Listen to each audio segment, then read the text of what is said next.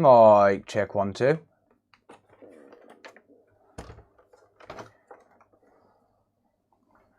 Yo yo, what up? What up? What up? Hello. Hi everybody. Just wait for some people to come in.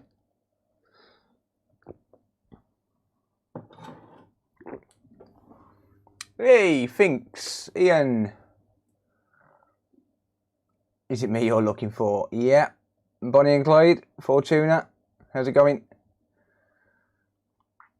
Philip, Captain Nutnut.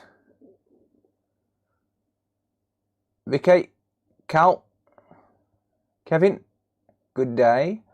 Mark, Martin, BNI, what up? Big bad boy Mark. Paul, Nube, Tab, yep, me again. You know you love me. You can't deny it. Andrew, Greg. Sorry to hear that, Phil. I hope you get better soon, mate, genuinely. That must be pretty painful, to be honest with you. Wheaty, Easy, Michael. Cheers, Fortuna. Appreciate that, mate. Thank you, buddy. Without the sister board. Yeah, well, to be honest, I'll make more money off them as parts anyway, so it doesn't really matter to me. It's just research. Finally catch a stream. Welcome, James. Kev's Toys, good evening. Tab, shush. Robert, how's it going, mate? Jamie, Dennis, Martin, Crash and Burn, Pops, Evening Ginger Balls, Jonathan, Jamie C, Daniel, finally caught a stream. Welcome, mate. How's it going? Shane, he's like being pregnant. Oh. Alright, we've just reconnected. Oh, don't tell me we're going to have another night of disconnects. Don't tell me we're going to have a night of disconnects. Oh. You should have a warning when you run ugly cam. Sorry, guys. Cheers, Jamie. Yeah, for Xbox One, maybe add some leaded solder to the ground legs and the and the pins on the board. You know, just flood it with leaded solder. It doesn't matter if you bridge it or anything like that, and then just as hot as you like from underneath the board, really. Go from underneath the board, 440 degrees Celsius, 480 degrees Celsius. Yeah, there you go. That should do it. Is it Friday already? Yep. All day. No, I didn't stream last night, so I thought I'd stream tonight instead. Thought it was your internet. Sorry, dude. Rayad on Twitch. Sorry if I screw your name up there. Carl, how's it going, mate? Virgin Media, yeah, indeed. Right, let's get ugly cam off. You don't want to see me. You don't want to see me. Right, okay. Following on from last night's video, I am going to try and fix board number 9 from the job lot. So, anyone who didn't watch the video, I successfully converted this into a digital edition PS5 on a video. But it's got an issue where it keeps crashing when you start it up. I'll show you what happens with that, but it's got an issue where it keeps crashing at startup. So I'm going to try a few things to try and fix it. I do need a digital edition board to give a customer a board swap, so we're going to try it at least. Let's fire that up. You might notice this has got a disk drive in it. It's also got a disk edition BIOS. Jesus, that's loud. It's also got a disk edition BIOS on it, so I need to reprogram that because I've been doing some research. Videos to come, I'm sure. Will that converted board fit into a diskless PS5 shell? This one will. I basically, after I did this video, I've actually put the connectors back on here, but you'd have to take them off. You'd have to take them off. But yeah, Let's go for that ugly cam again. Turn the TV on and I'll show you what's happening with this before we actually go about working on it, just in case some of you didn't see the video. So yeah, you'd have to remove the connectors. So can you see what's happening behind me on the TV? So it keeps coming on and then blinking off like that, look. So that, basically what that's doing is it's trying to load the software, but it can't. Redson, subscribing Prime, thank you, mate. It's Michael Treats on YouTube, 10 months. Nice, thanks, mate. Can you mention the Winbond chip thing we talked about in the posts? What do you mean, mate?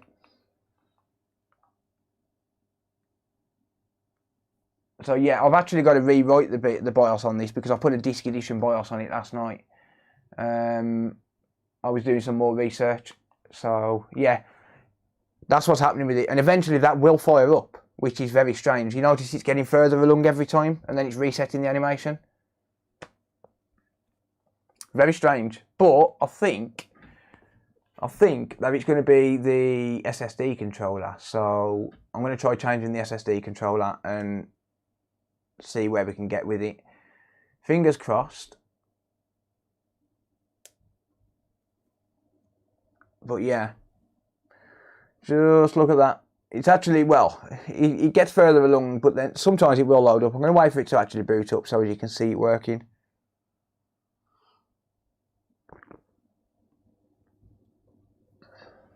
I'm good, thanks, Matthew. How are you?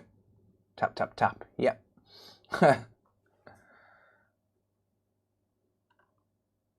Every girl I dated is like my Wi-Fi, no connection. Hello, the wanker. Ha! You love it, mate. You love it. You absolutely love it. Yeah, so this is a very strange issue that I've never come across. I've come across SSD issues before, but I've never come across an issue where it's struggling to load up the dashboard. But the weird thing is as well is it won't start a game either. It won't load a game. I've downloaded GTA 5 on this. This is logged into my account. I've downloaded GTA 5 on it and it won't load a game. I'm just waiting for it to boot up so I can actually show you what happens. There you go. So that's just fired up now. Except now I don't know where my PS4 controller is. I've moved my PS4 controller and I don't know where to. I am going to grab a PS5 controller, I think, because I do need one. Bear with me a sec. I'm going to grab a PS5 controller.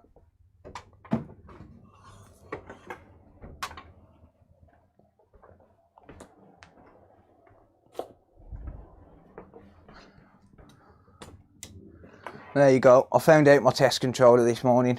Well, this afternoon. So, yeah, I got a test controller now.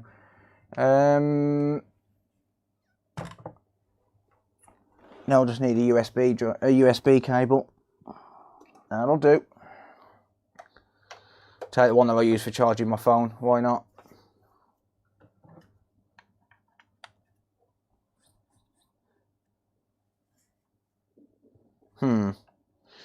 Or maybe not, because it's not syncing that controller with that cable.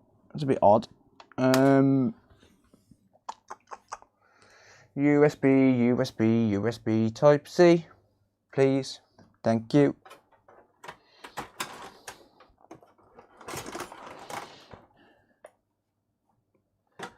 I need a USB.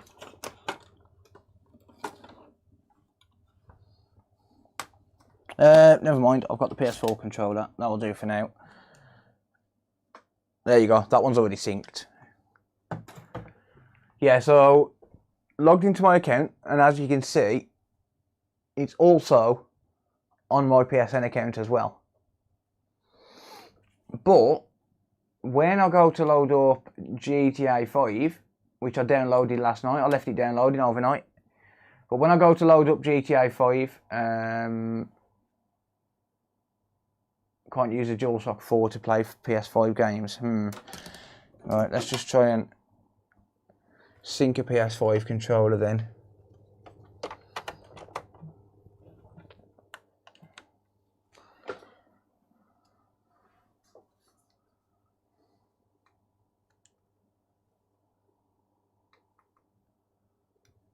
There you go. Are you happy now, PS5?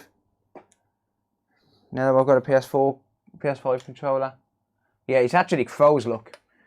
It's not responding to anything on either controller. Oh, we've got a hype train. Bear with me a sec, I'll get to that, guys. Let's see if we can finish the hype train. We've got 4 minutes. Is that an F-liner smug? Nah. Free Spirit Angels, welcome. Thank you. Cheers, Jess. T.O. Sedan, thank you for resubscribing as well. I really appreciate that. Yeah, there you go. So, CE 108255-1. I don't know what that error code means, but he basically just says that something's wrong with the game or app. If I click on more info, he just gives a stupid software related, let's reset your PS5 and download another 100 gigabyte file again, because no one's got bandwidth limits these days, right? But hey ho. So yeah, try the following to see if this problem can be fixed, blah blah blah. But it all looks to be storage related. 108255-1 is the error code that I'm getting when I try and boot up a game.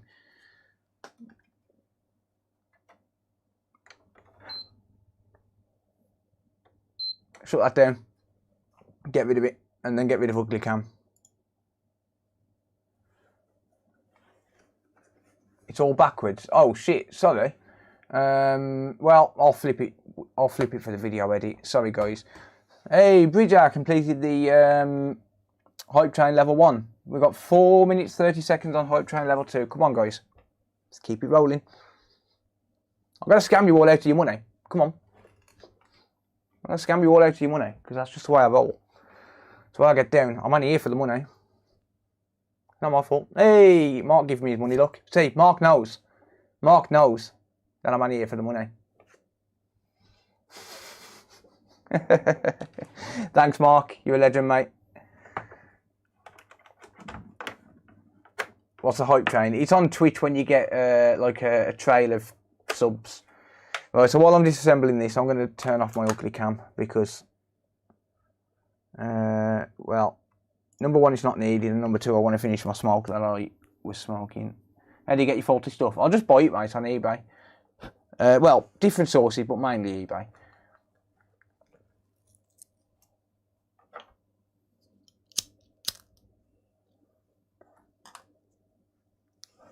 Hey, Matt, thank you, mate. Appreciate that, mate. We're 50% through level 2. 50% through level 2. Right. So, yeah, I believe that this is probably going to be something to do with the SSD or the SSD controller. So, I'm going to try changing the SSD controller. I'm going to take one from a donor board. I've got plenty of donor boards. I'm going to take one from a donor board and try and get it going. So I'll find a donor board with an SSD controller on. Turn off face cam. Mate, if you're going to keep donating, I'll keep turning it on. There you go. It's on. Now donate again, bitch.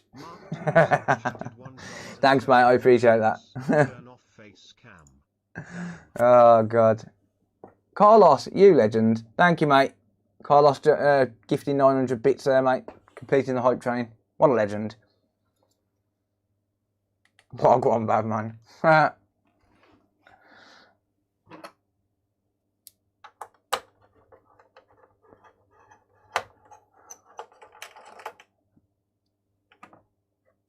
Alright, anyway.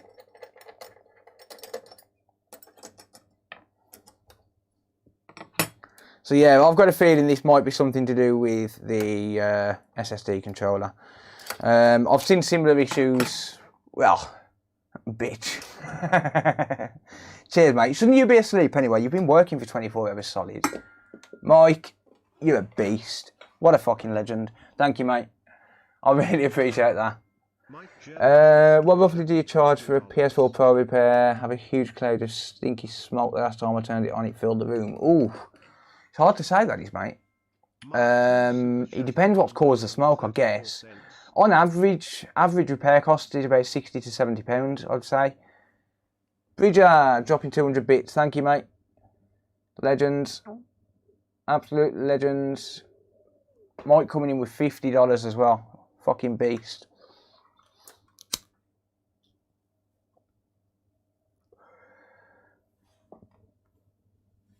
Let's get this hype train to light speed. Thank you, dude. I really appreciate it, mate.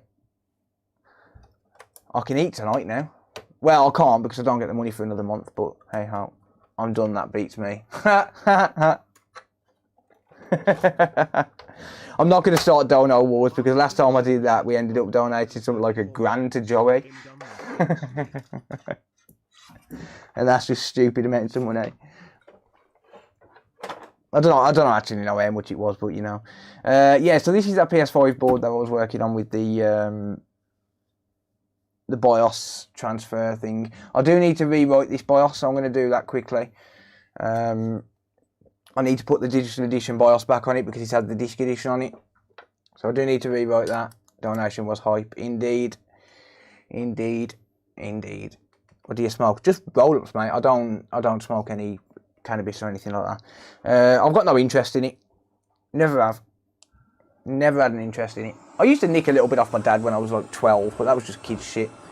Like, that was just kid stuff. Trying to act hard in front of my mates. Oh, I've nicked my dad's weed. Welcome from Southern California. Hey, Technic Nerd. Technic Nerd, you've got a YouTube channel, haven't you? I'll post a link to that, actually.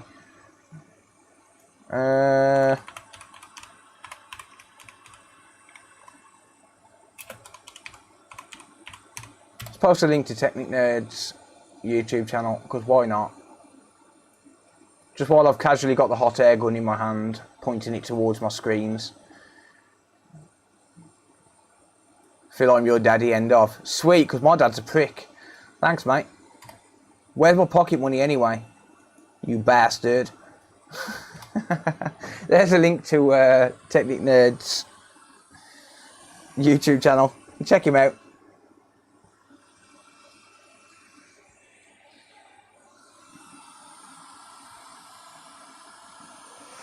Anyway, let's get this BIOS off here. If I can find a pair of tweezers. These ones will do. About to beat your last record. Oh, we're about to beat the last record. We've got 1 minute for the hype train.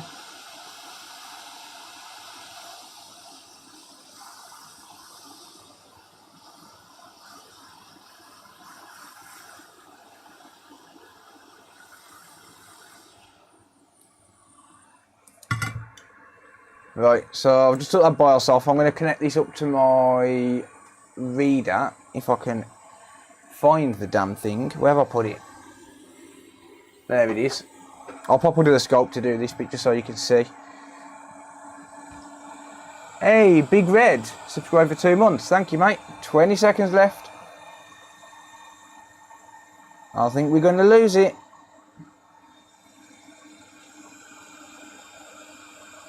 $250 bits. Oh, 10 seconds.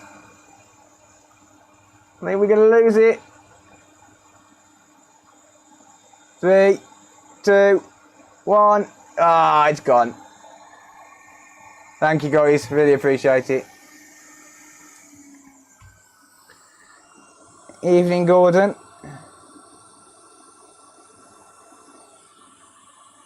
Let's, well, why did I use these tweezers?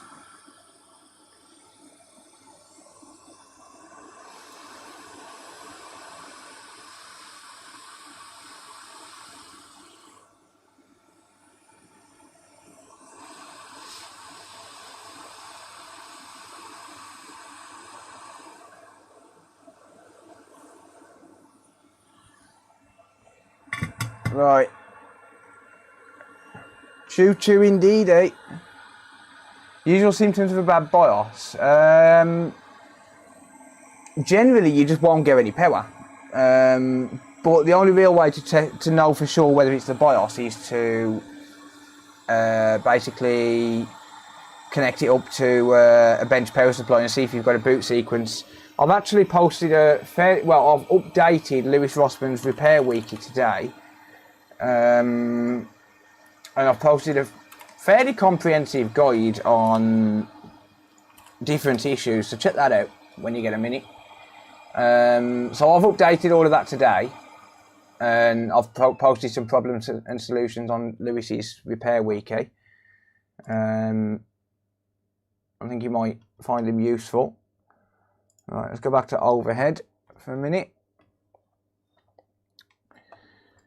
Let's go there. Desktop. I am upside down again. QE.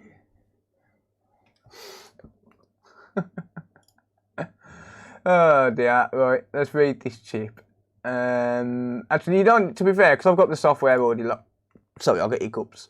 Because I've got the software already loaded. I don't really need to even read it. I just need to write it. But yeah, I'll read it anyway. Right. So PS5. I'm going to open. I'm going to have to reopen the thing in a minute. But I'm just going to make sure the BIOS hasn't died or anything like that. How trippy is this? Drinking coffee upside down. No desktop view. Oh, what the fuck? Right, there we go. Sorry, guys. Yeah, so all I did was just pressed on detect, select that, and then just pressed on read chip, and it's come up with this. I'm going to open. Whoops, I've selected new.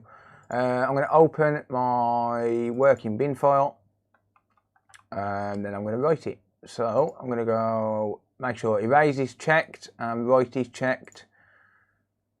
Choose a component in the list. What? Eat a dick. Right. Right. Yes. And that's just putting the that's just putting the digital edition BIOS back on it. Well, there you go. I drink coffee upside down all the time. Yeah, well, you're Australian, so. I much prefer this version of Ugly Cam. Ha! What's your favourite catchphrase? I haven't got one, mate, to be honest. With that being said, it's just like a local thing. But I haven't really got one. Aussie Cam, yeah. What fan speed and temperature would you use for an Xbox controller micro USB replacement? You want to keep that quite low. Probably around about 400 degrees Celsius maximum. Maybe 360 actually, because the boards are really thin. So I would say no more between 360 degrees Celsius to 400 degrees Celsius at around about 20% airflow, I would say. And that's probably the most I'd go. It's got to be shut up multimeter. Yeah, probably.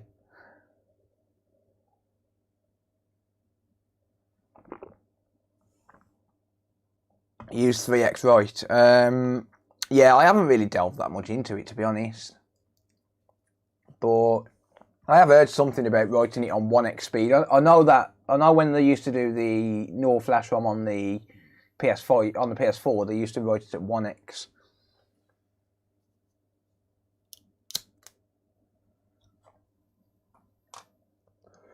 Alright, Muckat. We don't really say that here, to be honest. What are you fixing? It's going to be a PS5. Anyone just joining? It's going to be a PS5. It's randomly well, not randomly crashing. It is crashing as soon as you start it up. I just had to rewrite the BIOS because, well, I overwrote it yesterday with a disk edition BIOS for research purposes.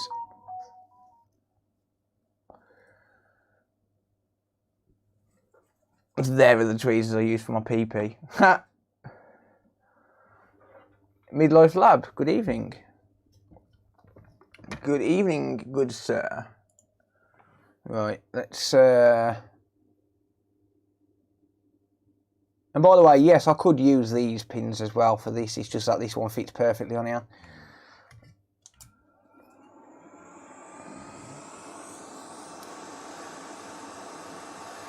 But yeah, I just had to rewrite the digital BIOS.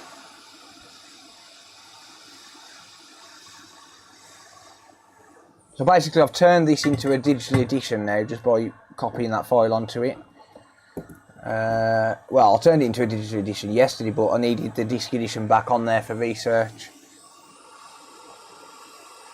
There's a lot of things going on behind the scenes. Some stuff I cannot even discuss.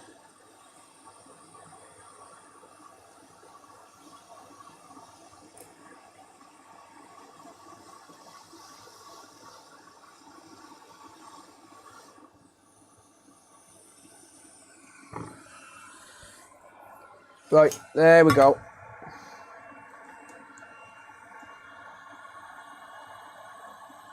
This board's had a fair bit of rework now. It's basically been my development board for the past couple of weeks.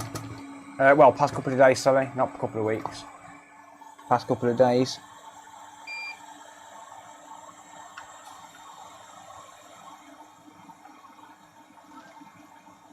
W33 Super Wheaty! Shed money order number 1277. Cheers, mate.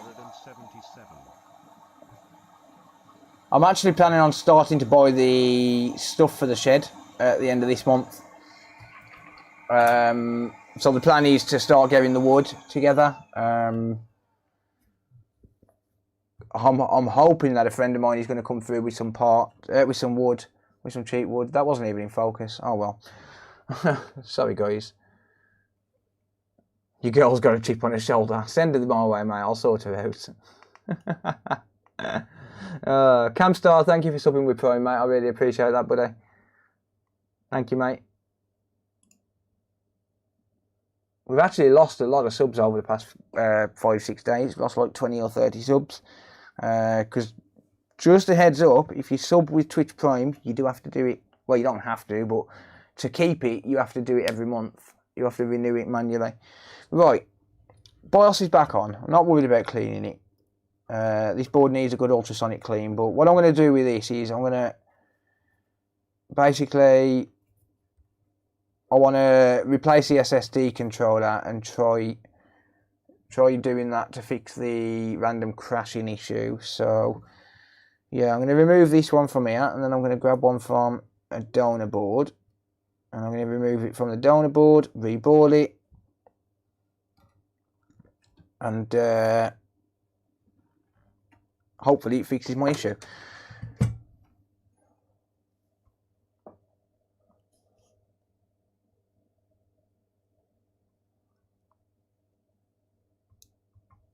Just found out about that sub with Prime renewal. Yeah. TheCod3r needs wood. Yeah, I'm building a shed myself, mate. I'm hoping to do some videos on it, but how they're going to turn out, I don't know, because I haven't yet ever used these cameras for recording to SD cards. I suppose I could just run a long extension cable, HDMI extension cable, but it's only technically got to run out the window. But yeah, yeah, I've never recorded on SD cards with these cameras yet, so I don't know how it's going to go. I know I've got a limit of 10 minutes on 4K, so it's going to have to be in 1080p. But yeah, right, let's remove this.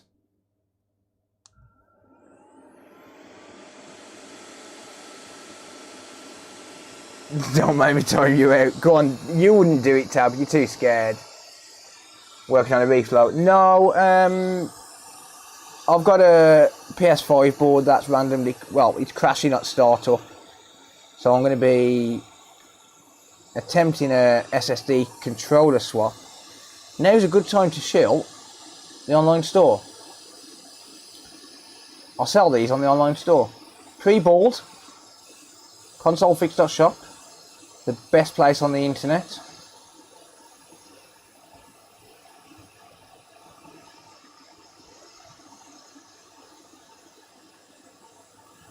So I'm not going to reball this one, I'm just going to replace it because I've got a feeling this is bad. I have seen these go bad before where they will actually fire up and the console will work. It just won't work as expected. The last one of these I had that was a bad SSD controller was it wouldn't install the software at all.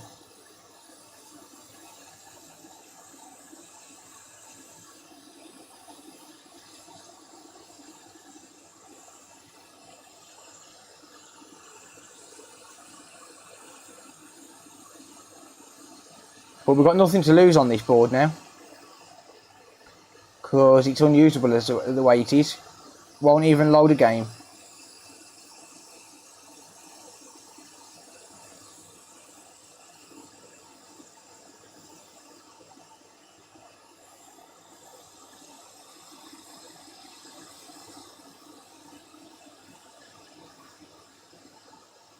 Okay, that's ready to come off. There we go. I don't know if it's chip versus drive. I'm not sure. Gordon knows I love him really. Oh, she actually timed him out. It's possible that he's got components missing, but doubtful. I mean, this board was written off by someone for some reason, and I can only assume it's because of this.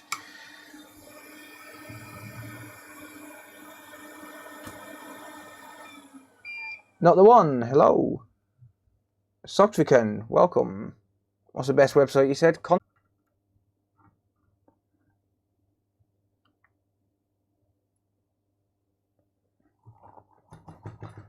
Hey, Wayne. 2 years of my life I'm never getting back. Ha!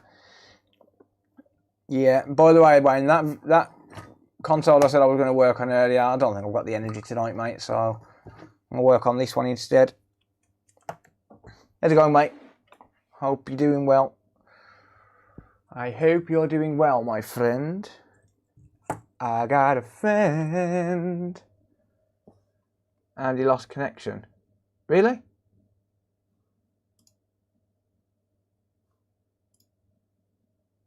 Oh, shit.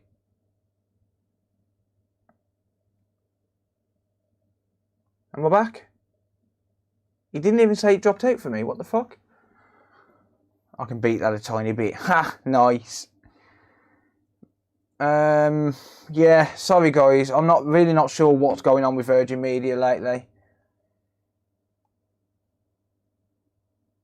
Yeah, can you please not use caps unless it's for punctuation? Caps are considered very, very annoying. Please don't use caps when typing. Thank you. The mods will time you out.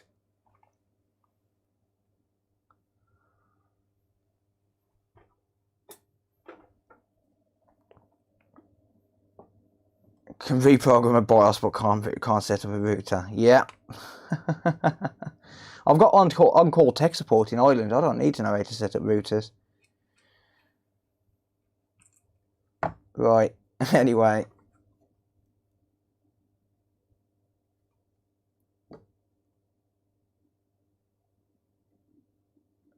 Hopefully Twitch is still streaming because it says network error for me.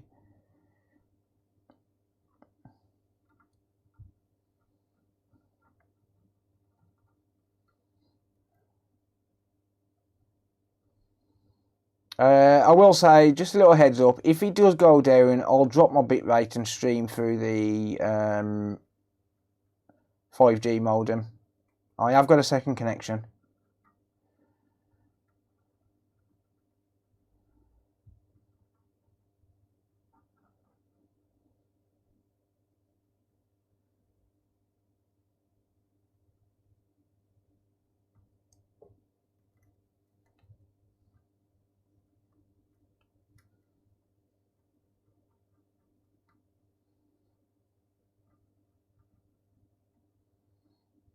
Right, let's get rid of that wick.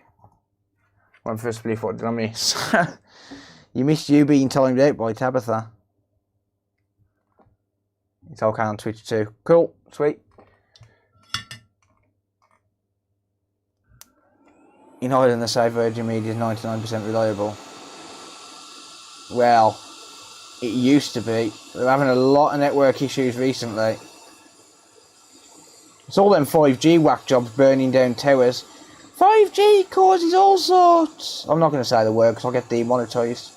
Mind you, my streams get demonetised anyway, so fuck it.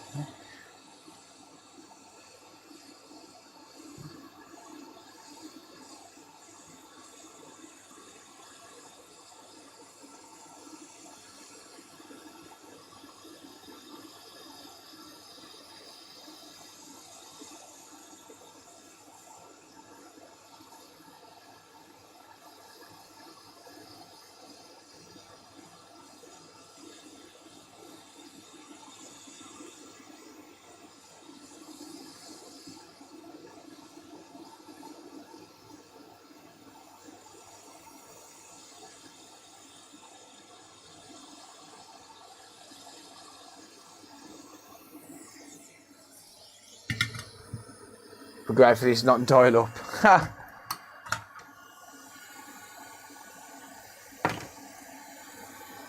5G causes red light to death on 360s and blue screen of death on switches. I've actually got a blue screen of death job to do. I might do it later on. I'm not going to be spending too much time on this. I'm not going to be sitting, let's just put it this way, I'm not going to be sitting here replacing the entire SSD in this tonight. I've got work to do.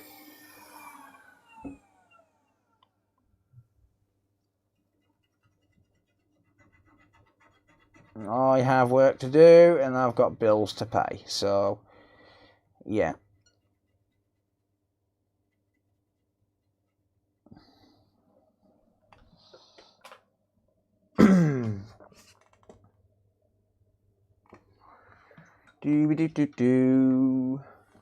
I left Sky because there was crap. We lost Sure Help. Joined back to Virgin. They have a load of crap now as well. Yeah, the problem is everyone's switching over to Virgin Media because they're faster, and then obviously Virgin Media in turn gets more unreliable, which kind of sucks. But yeah, do you use acetone? No, I don't, mate. No, isopropyl alcohol. Right. Let's just grab a brush. And no, that's not to brush my hair because why would I?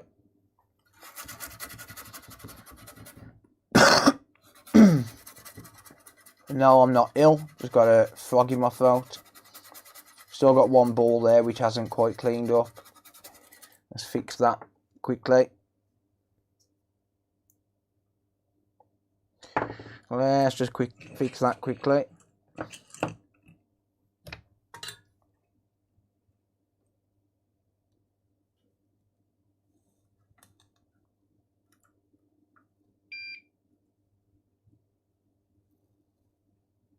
There you go.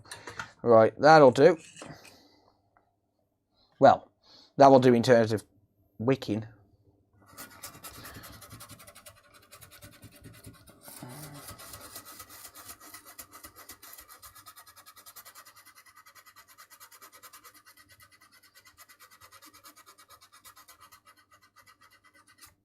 Cool. You're only supposed to eat the legs. Oh, bad diet. Love it. I'm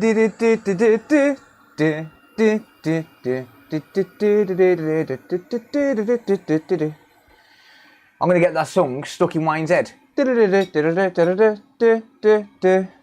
going to be singing that all night when he goes to sleep. Ha! Right,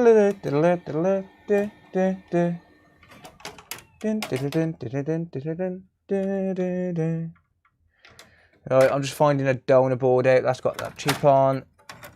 I've sold quite a few of them, so I am kind of running a bit low, to be honest with you. But hey ho, such is life and life is such.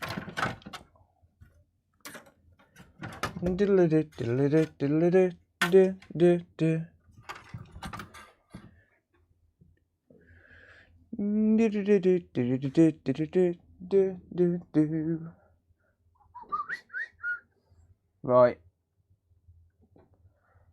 Gotta have a board here with one on, come on.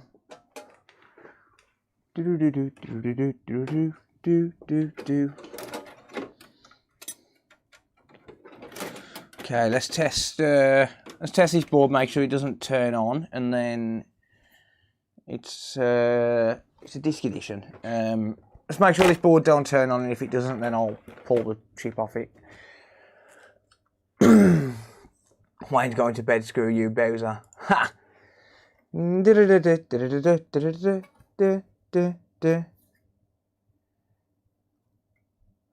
Right, let's have a look, shall we?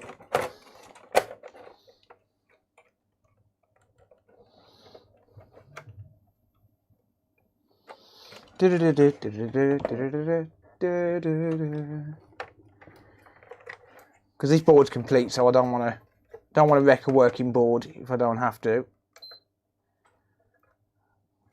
2 second blood.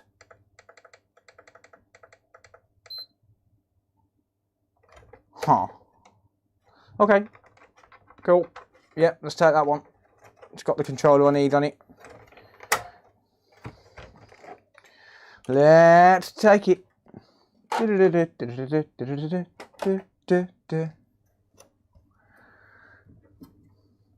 Move that out of the way. Can't go wrong with Mario. I agree. Audio, no video. Oh, that was from earlier, right, okay. Elvis, thank you, mate. I really appreciate it. Thank you for subbing on Twitch, mate. Mucho gracias. Right, okay, there we go. So, I'm going to remove this one. So what I'm going to do with this one is, rather than put any stress on it, I'm going to heat up from underneath the board. And what that'll do is it'll prevent me putting any direct heat on the chip itself. I'm going to use hot air from here and remove it that way. And that will prevent any damage to the chip. Well, the chances are you're not going to damage the chip anyway, but yeah, I'm still going to do it that way just because it's safer. And then I can go full pelt at 480 degrees Celsius. So I'm doing it from the other side of the board. So you're going to see this flux magically start to melt as it starts to transfer through.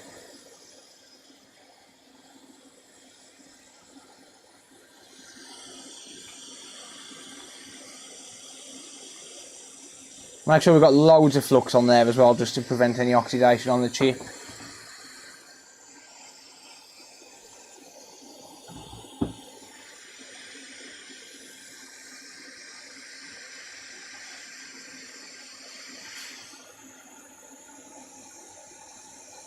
Always taking heat from the bottom, yeah.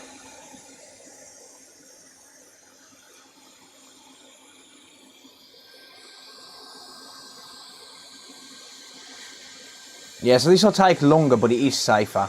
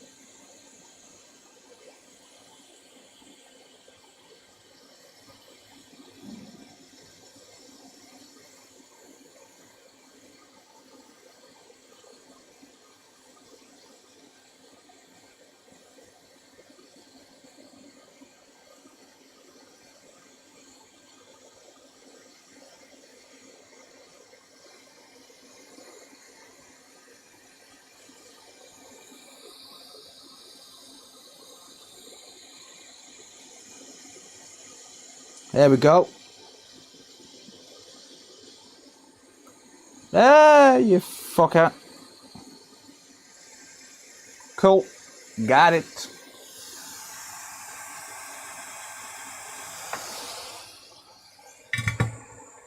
Right.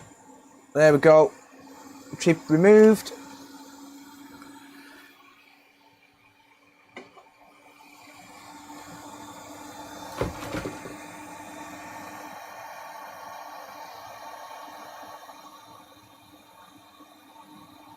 Cool. Doesn't appear to be any oxidation on that chip either. That's good. Sweet. Sizzle, sizzle indeed.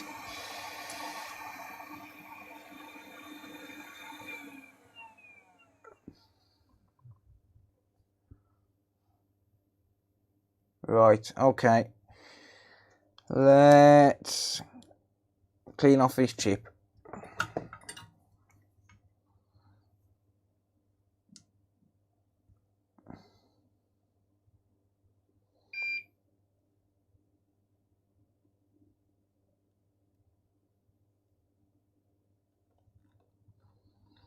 Right, again, same as with the other board, just add some leaded solder to lower the melting temperature on it.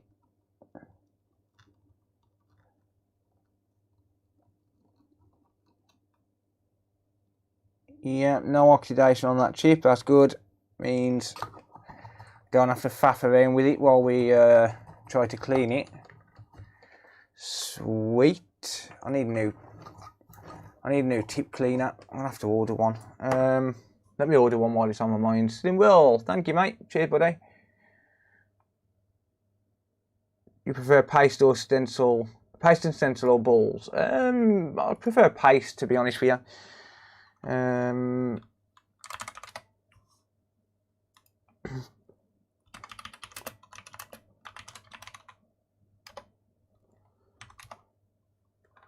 Yeah, I need a new tip cleaner.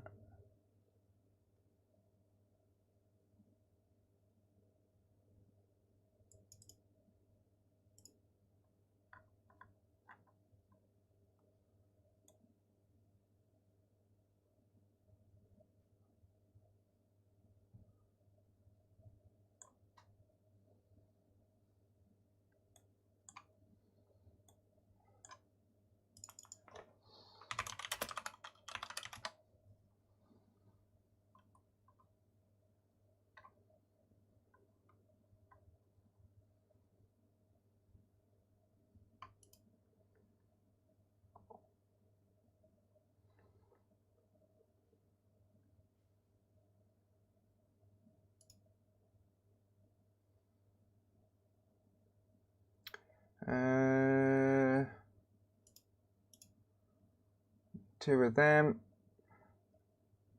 And buy. There you go. Cool.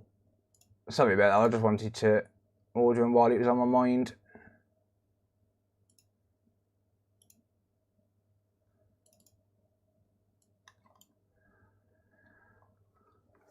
Order a personal tip cleaner.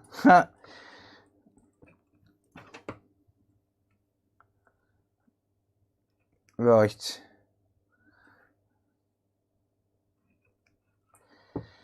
Right then, laddie.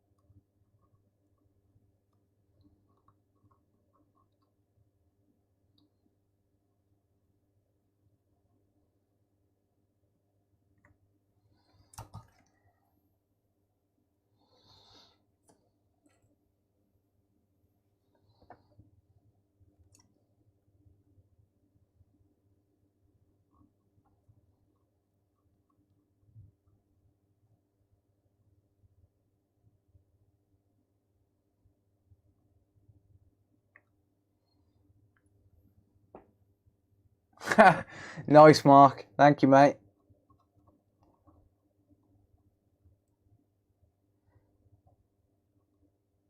People can call me that word as much as they want, as long as they're donating as well. Ha! You can call it me anyway, I don't give a shit.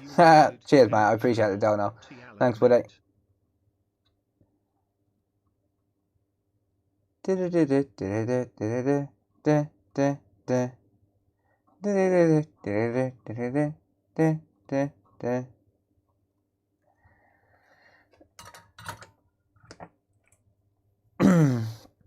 Right, there we go. Just clean that off.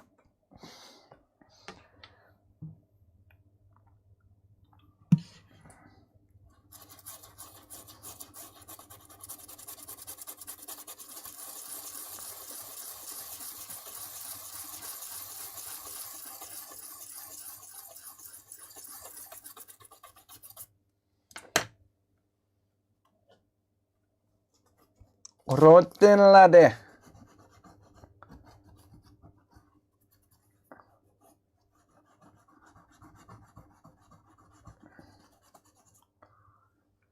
hope that fixes it. Yeah, and me, mate, to be honest. I do need a digital board to do a board swap with someone. Because I've run out of digital boards. I actually need to turn another PS5 digital. I might do that later on. That's going to be a 1200 series, though.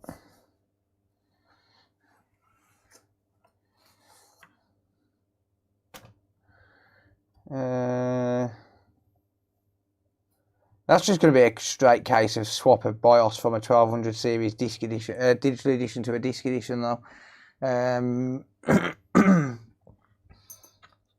I sold a 1200 series board, but the guy needed a digital console, so he sent it back for me to do it for him, and do the swap over from digital to disc to digital on that board. So I might do that in a bit. Right, okay, well, there's that. Now I just need to clean my stencil because I used it earlier. Sold one of these chips on the store earlier, so I had to reball one.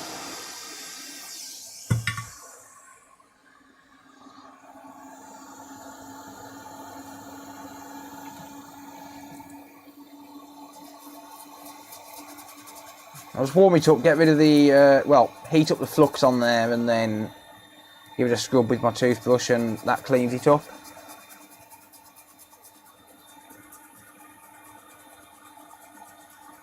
I work in IT and IT users are a bunch of computer users, non-technical.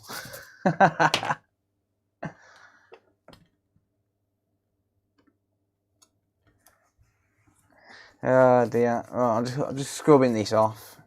Just make sure the stencil's nice and clean before I use it. There we go. So just add some flux on it, that was all. Oh, hang on. Something stuck in one of the holes.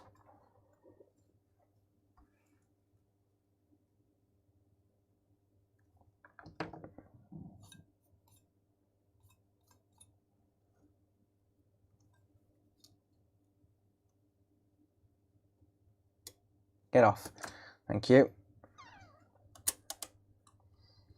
Perfect. Good shit. Good shit. Right, where is my magnetic base? There it is. Right, so I've got this on a magnetic base. It just holds everything in line, basically. Pun intended. Let's get some solder paste. I am working on removing those rings from around the microscope, by the way. I'm going to clean. Oops! I'm going to clean this off as well because that's a little bit dirty.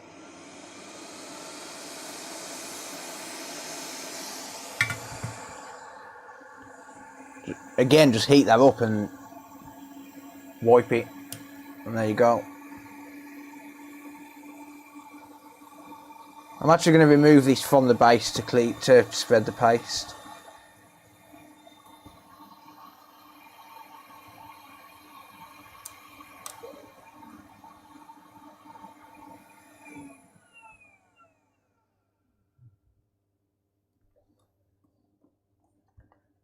I'd rather for spreading the first lot anyway. Yeah, doing the initial spread. Keep it off the base.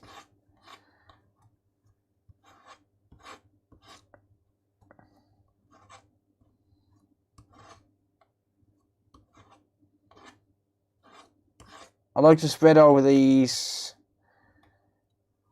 several times.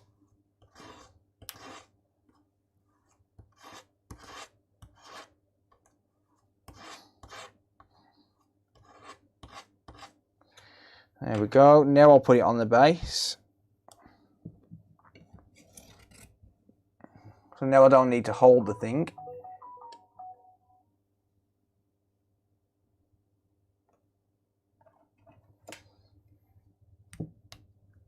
So that's the reason I took it off the base, is because the base is magnetic and the tool's metal, so yeah, I just took it off to do the initial spreading.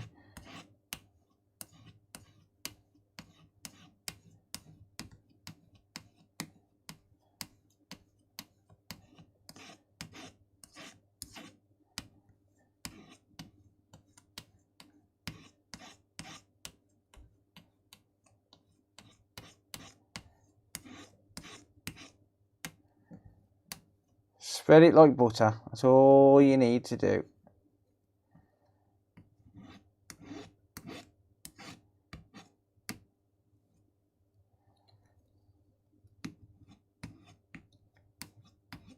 I like to make sure that there's a nice even amount in each hole though. Try and get a best of a chance at success as I can. Because sometimes the V-balls do fail. You know, they don't always go to plan. They're not always successful, but, you know. Right. So, I'm going to drop my hot air down to 350 degrees Celsius. I'm going to put a nozzle on. And I'm going to go for 20%.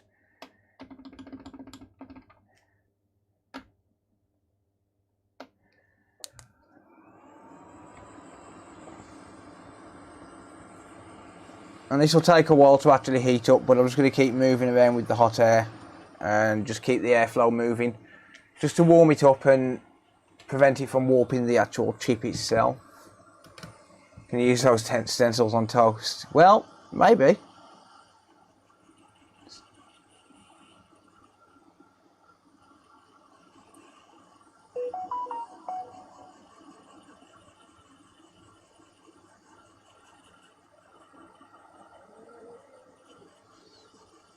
Wheaty Fix just ordered for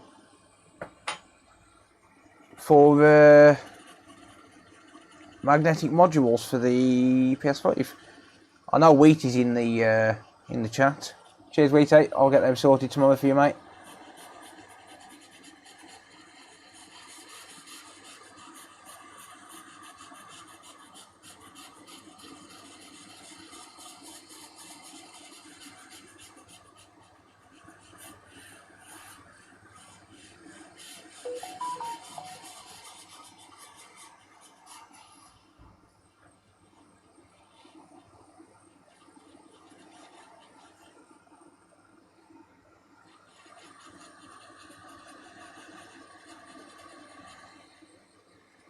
Shut up phone. No, not when orders are coming through on the store.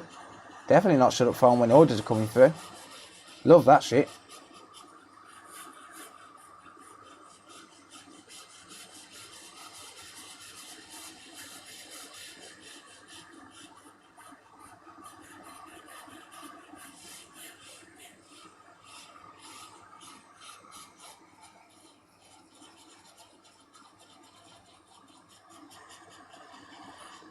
Right, now I've heated it all up nice and evenly, I'll start coming in closer and focus on one particular area.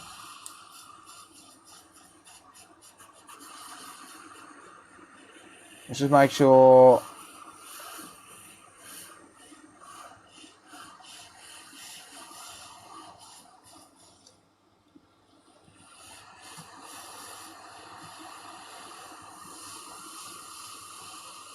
this reball's going to fail, I think.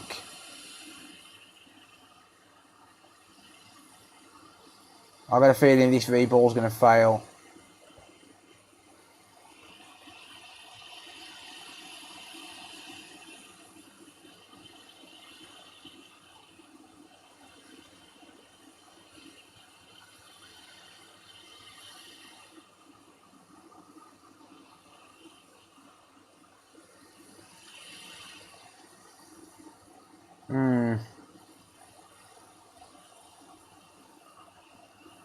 No, maybe not. It seems to be heating up a little bit too quick for my liking.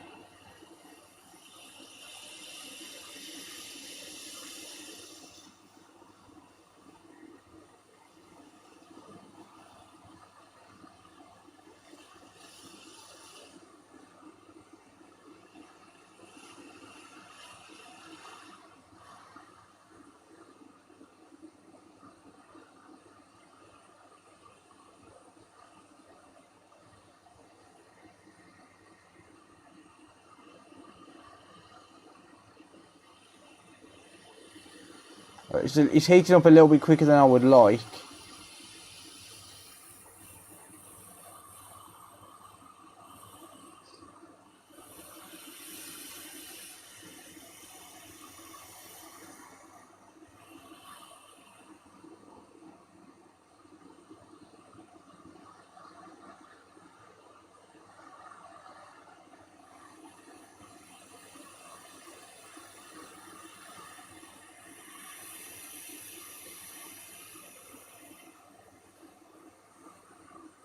That actually looks okay. There's one ball there which hasn't bonded to the pad.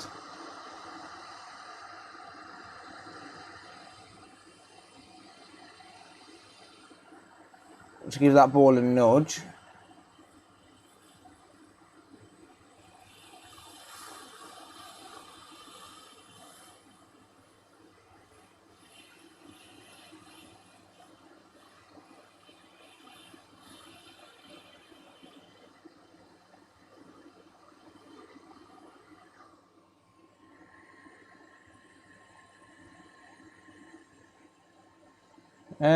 No, that's okay actually now.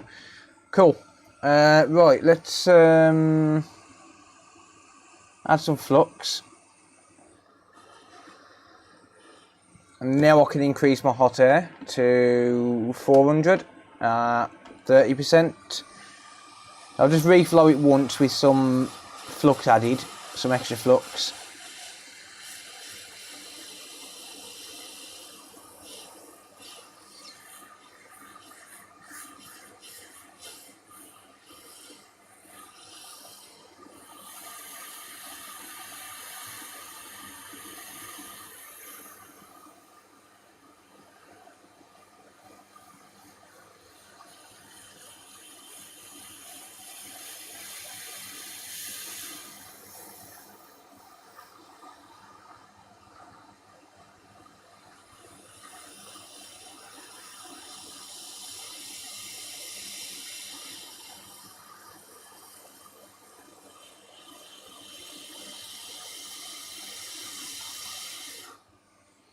There is a ball in that top corner I'm not overly happy with.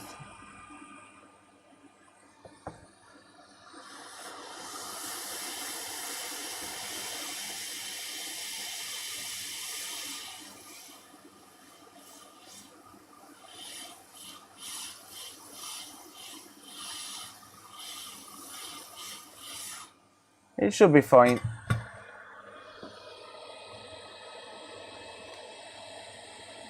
YouTube live, mate. It seems okay. Soxrican. Subbing with Prime. Thank you, mate. Why do I think it'll fail? It just didn't feel right. I don't know why. It just didn't feel right. Bedtime for me. No worries, Tab. Take it easy, mate. You got a case for a PS4 1216B with the power button? I don't think I have, to be honest. I don't think I've got any spare at all, unfortunately. I can have a look tomorrow, but I don't think I have.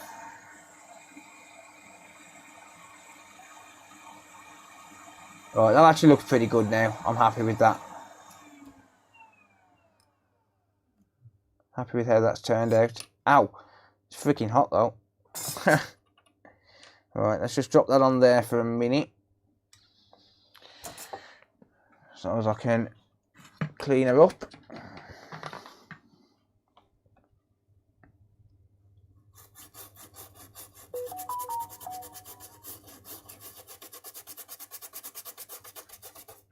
Would you know where to get PS5 fan screws? Sadly not. Sadly not. Not apart from maybe eBay. Unfortunately, that's pretty much the only place you're really going to get them, I think, at the minute. Right, so you see these silver bits here? These are really, really tiny wafers of solder that have managed to creep the way through the stencil. So I tend to break these up a little bit, try and get rid of as many of the big pieces as I can before I actually use the chip. So I'll try and get rid of as many big pieces as I can. But what you can do is, if you just add some flux, you can just flow them down. So I don't want these to cause a bridge between the pads when I'm actually putting the chip on.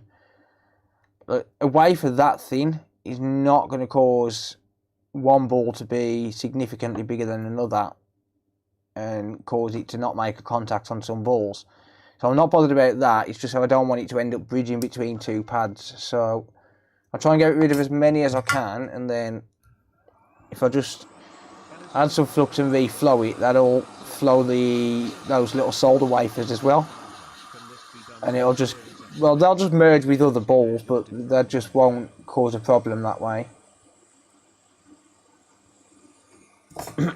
So I'll go to 440 degrees Celsius at 30% airflow. Look, the wafers will just merge.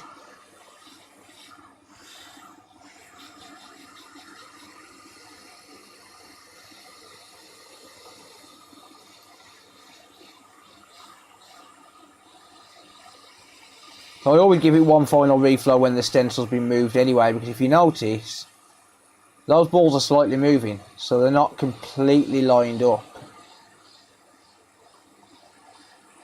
So I always give it a reflow once the stencil's been moved as well. And that just makes sure that they're all perfect. There you go. Beautiful.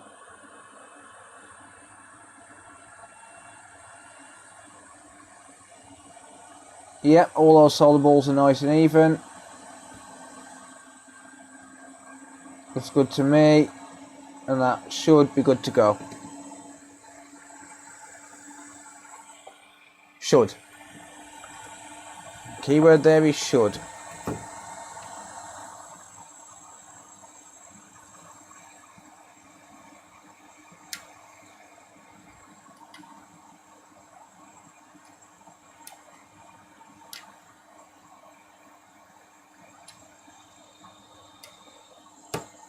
Just add some flux.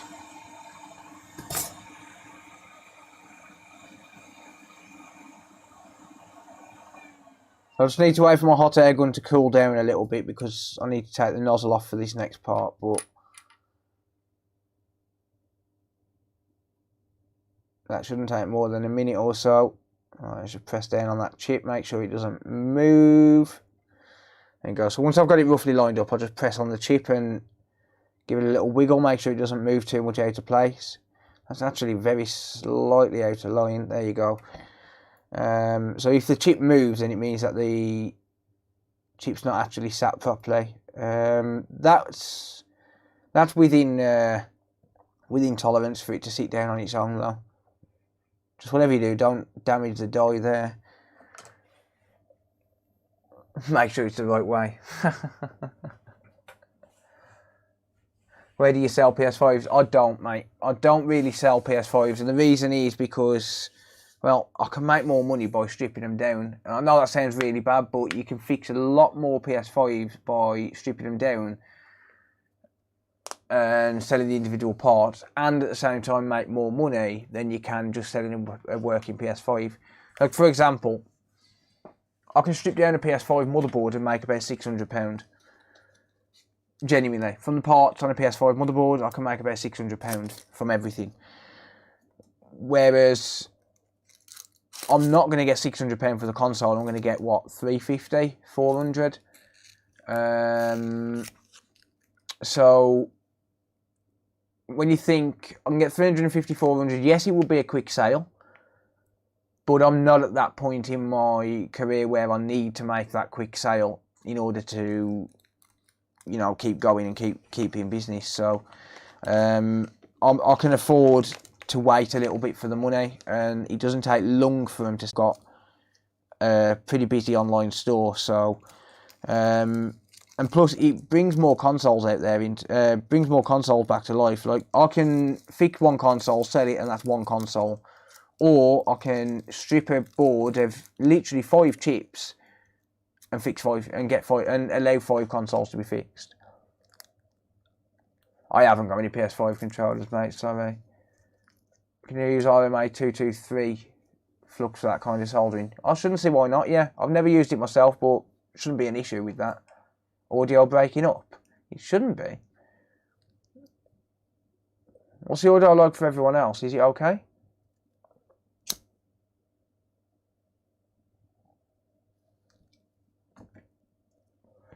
Hey, Ellis. How you doing, buddy? Audio fine on Twitch. Cool. Audio is fine. Okay, mate. No worries. Right, I am going to take off the angled nozzle. Now I'm going to reflow this. Audio is okay. Cool. Was the internet streaming was buffering? Right, got ya. Okay. Cool. Your voice sounds a bit off. It shouldn't do.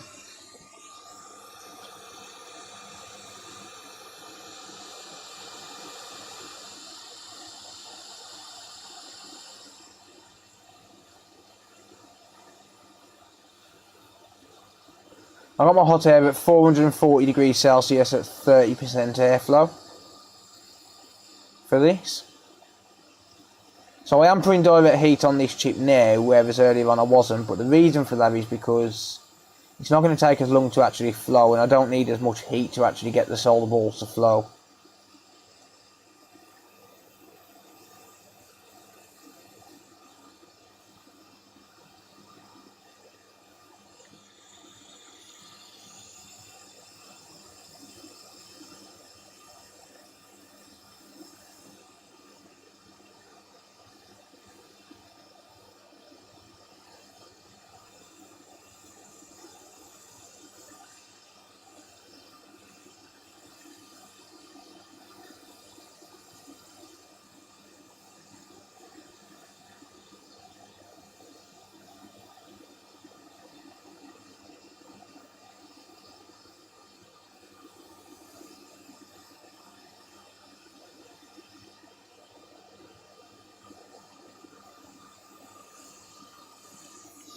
Right, I'm actually going to add some flux.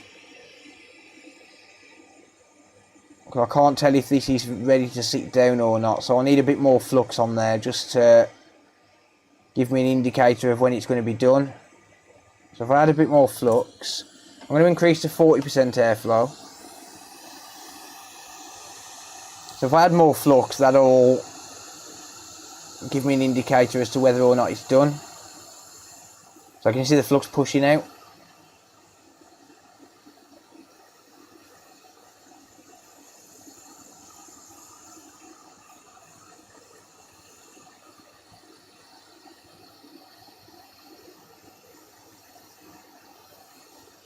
Now I'm looking for that flux to suck back in and then splurge out.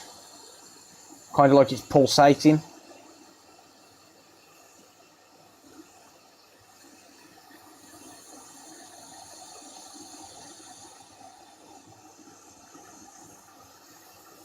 Okay, the chip's just moved.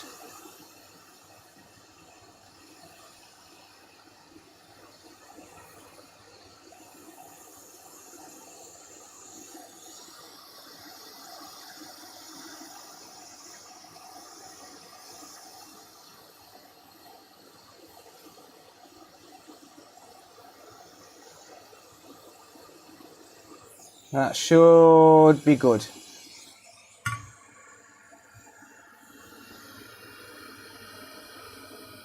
YouTube was clipping out. That's a bit strange.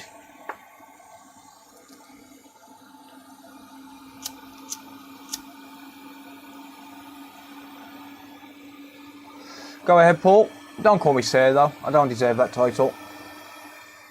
But go ahead. I'm not a sir. I definitely don't deserve that title.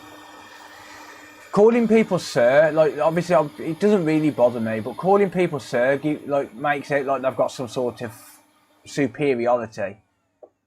Like when you're talking like in terms of like the stuff that I do on YouTube and stuff, it makes me feel like people think that I've got some sort of superiority, and I don't want people to think that.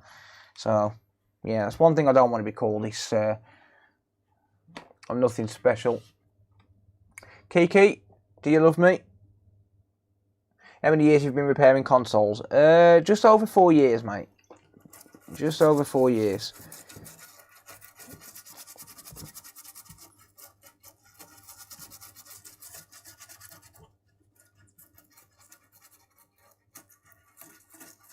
Service for the judge. Yep, that's the one. No, it's your honour usually. Or your worship. It's better than being called bro. Bro's a little bit more familiar, I think. No, I just don't think people should call me sir. I don't deserve that title. It's not sir, it's ma'am. Thank you. Appreciate the 20. It's not for any like specific reason. It doesn't bother me. I just don't think I deserve that title. Sir Gingerballs. That's better. That's better. You can't fucking talk, Andrew. You're northern and ginger. You're the entire. You're the entire package. You're northern and ginger. Ellis, how's it going, mate? Just wanted to ask a question. Yeah, but we like to stir the pot.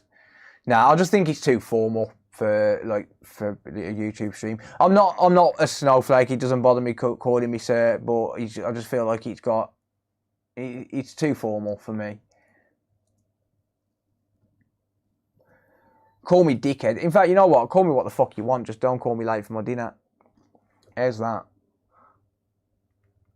Oh, I love fixing consoles. Yeah, I do. I do genuinely enjoy it. But that being said, I enjoy like the community building more. I'm going to be honest. I enjoy the community building more. Like building a community, sharing knowledge, and making money while doing so. Can't beat it. Smeghead. Yeah, that'll do. I left a tip in chat, wondered what your thought is. You left a tip? What's the tip, mate? Sorry, what were we referring to? I've completely missed it, mate. Can you just type it in chat and I'll keep an eye out for it? I can scroll up, but that's just too much work. That's too much work for me. You know me, mate. I'm a lazy bastard. Call him Ginger. I'm not Ginger, you prick. You're going to get me demonetised, you are. I've tried not to swear all day.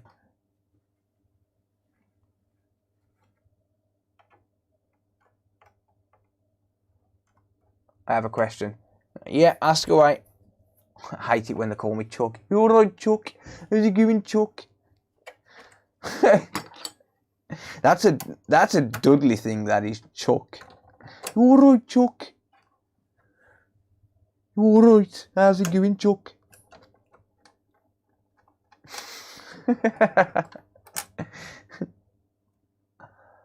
How's it going, kid? Can you answer the HWID question? What is it, mate? Can you retype it?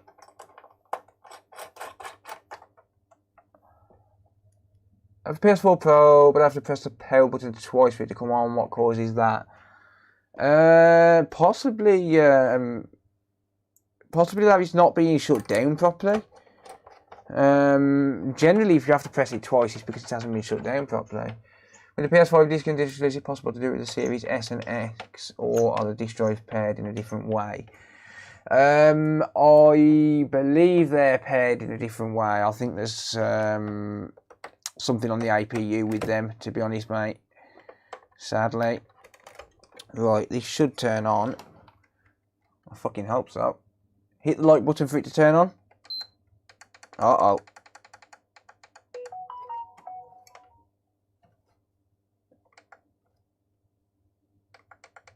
Uh-oh. Don't turn on. It don't turn on unless there's something wrong with the LED bar, but I doubt it. And this isn't turning on. It could have floated that secondary RAM to win for the PlayStation. Yeah. Oh, it is turning on. Why is the LED not? Oh, I didn't even plug it in. God, you could have told me, you wankers. What a bunch of tossers. Can't believe you didn't tell me. Right, well, guess what? That just come up with a please wait sign. But now he's not booting up. It's still corrupt. But I'm going to try reinstalling it. I'm going to try reinstalling the system software, because that's still doing it. Yeah, that kind of sucks. Plug it in, you twat. Look at the state of my hands from that.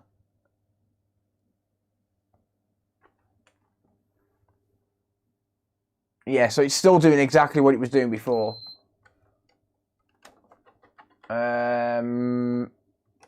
Rather strange. Not sure what else could be wrong with this. I'm going to try reinstalling the software because... Yeah, so I know that this chip is good, so I'll put this to one side and that one there. I'll put that to one side and keep it safe for future reballing because I know it's a fine. I know the chip's fine. I'll put that in my tub. Right, connect controller. Okay. Un moment, señor. Gracias. Yeah, I'll try reinstalling the firmware and then see if it still does it. It should accept an update because I've got the disk drive on. I've got the digital edition BIOS back on. And I'll try reinstalling it just in case it did become corrupt while it was installing the firmware because of the SSD controller. So let's go reset PS5. Let's flip this around because that's freaking annoying.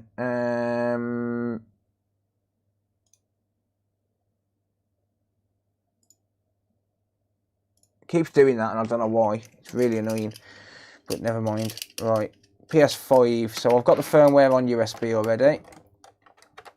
I was messing around with it last night.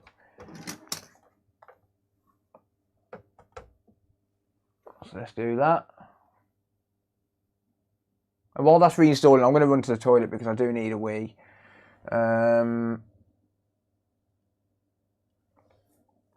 Surf flipper. Right, resetting to factory. I'm going to let that run. I'm going to run to the toilet because I need the toilet. So, yeah. Conclusion the name. I'm running to the toilet because I need the toilet. Just saying.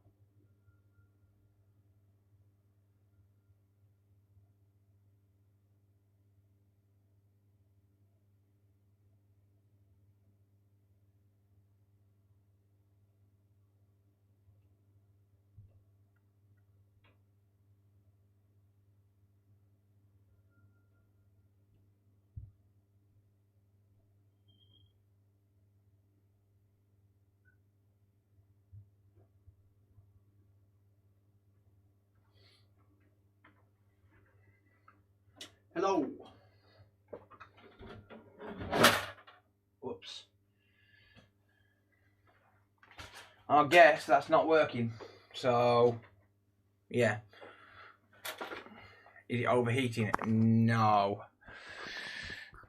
Look at the TV. Yeah, it's it will fire up eventually. Don't know what's wrong with that. Taking it very slowly. Good to hear, Steve. Hope you're feeling better, mate. Yeah, so eventually that will fire up. It'll just keep doing that. It did turn on. Yeah. Never mind. Didn't fix it.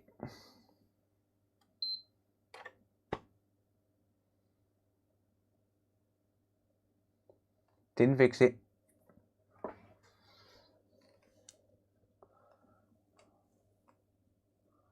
Maybe you should have started with the cupboard fun for all your junk. How's it going, Mark?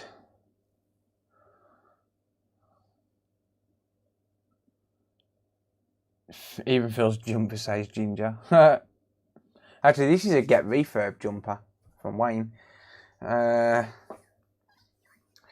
Yeah, that's not fixed it. That kind of sucks. Not storing data. Yeah, it could be something to do with RAM. I have looked at this under the thermal cam. I can switch to the thermal camera view. Boom, look at that. How good am I? Let's just turn this on quickly. Yeah, so I've looked at this under the thermal camera, and it's not showing anything untoward. You know, in terms of heat signatures, like it's everything's normal. Let me just yeet that out. There we go. Yeah, so everything appears normal on it in terms of heat signatures. So it's up in the top right corner. All of the RAM's firing up fine. The SSD controller very clearly working. That's that thing there. The safe bridge appears to be working. I don't think it's the RAM. All of these MOSFETs, they appear to be turning on and working. What was up with the PS5? It just crashes. Like when you first fire it up, it crashes. So you can see that's crashing like that now. And for some reason it's, yeah, hello, that's my left hand. That's my right hand, apparently. Every time I reset it, it does that. Or rather, every time I switch scenes. But yeah, it just, I don't know. Very weird. Very, very weird. It could be the encoder. I could try the encoder if you want me to try the encoder. What should I do? Should I try the encoder? Don't put washers on the APU, mate. You will wreck it. If your console is only booting up when you've got washers on, it needs reballing. Shadow Player, thank you for the Twitch Prime, mate. Twitch Prime, mate. I really appreciate that. Thank you, buddy.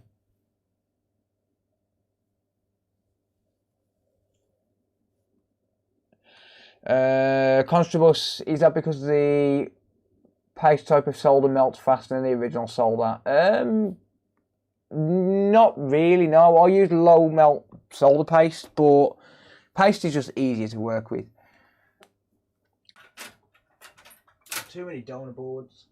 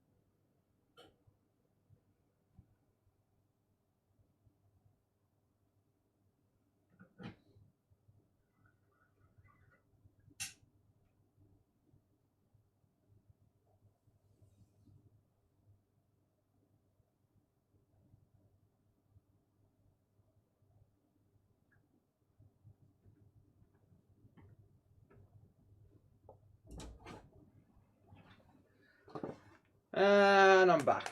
That didn't take me long, did it? See? What was you so worried about? Apparently nothing.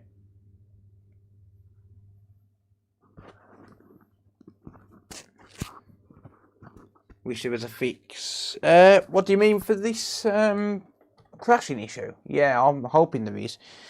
I think it's probably going to be SSD related. I think one of these SSD chips is probably corrupt. Bit rot, etc. But I don't know.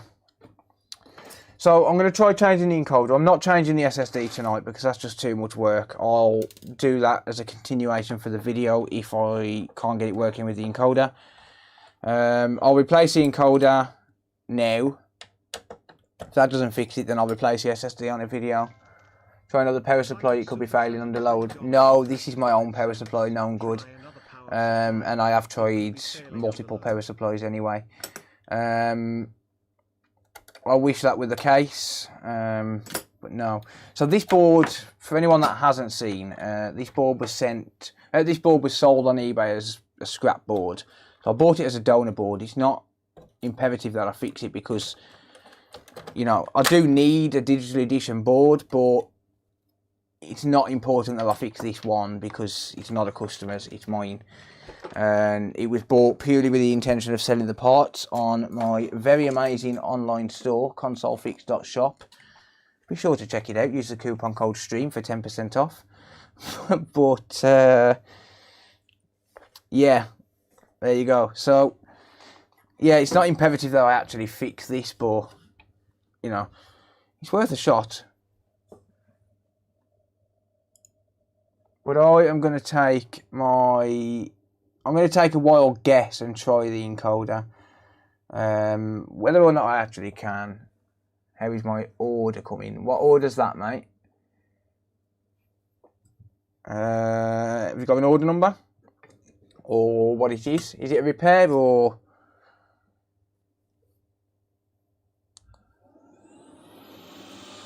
What thermal cam was it? I'll grab a link in a second for you, mate.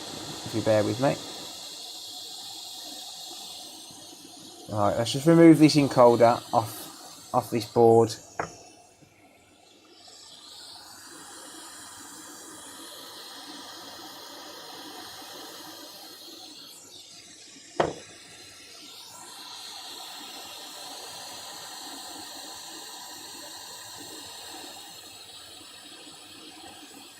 Bought some tweezers and wick.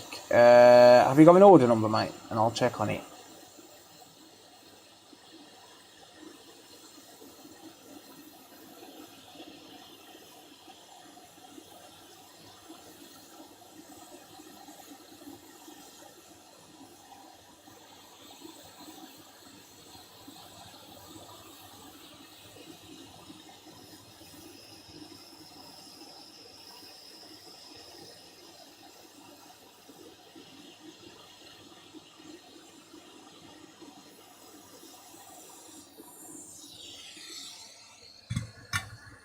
Console fix.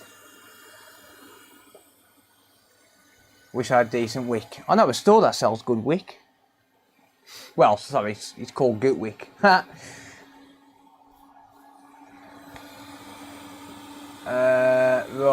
okay, so...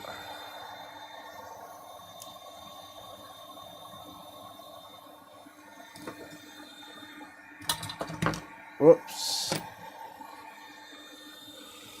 Console fix. Console fix.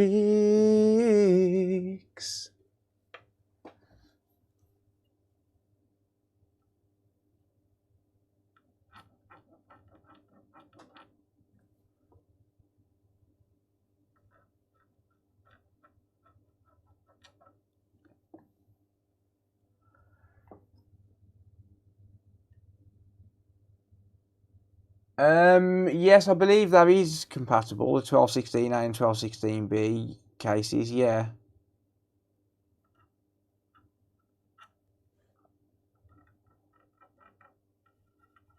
Right, so I think I should probably make this clear.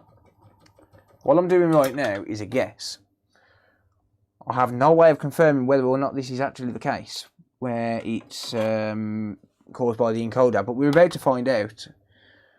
So I'm going to pull one off a donor board. I will use the same donor board that I've just used. Sifford, did you find that order number, mate? I'm going to pull one off this donor board.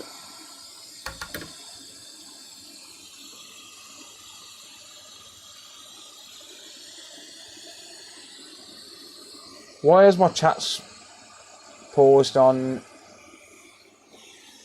Twitch?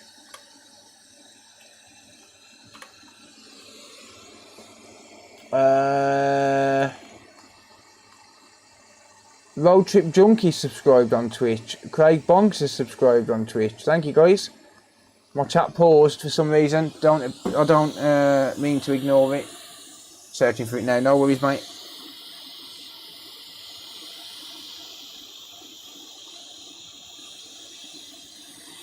Should be in your emails.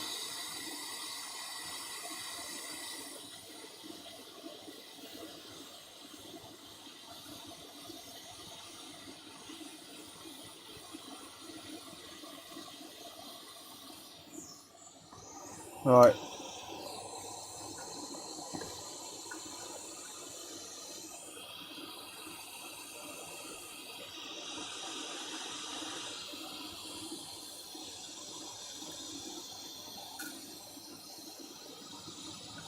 So I'm just going to flow the solder before I actually drop the chip on, because that'll reduce the amount of heat I have to put on the chip.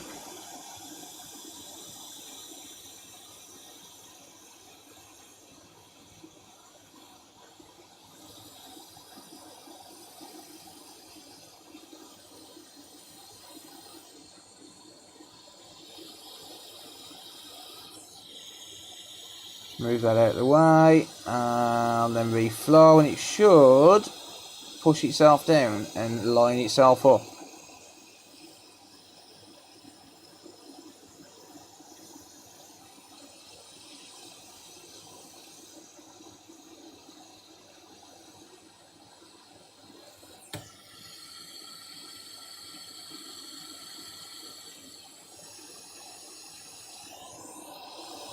Seems to have come slightly out of line.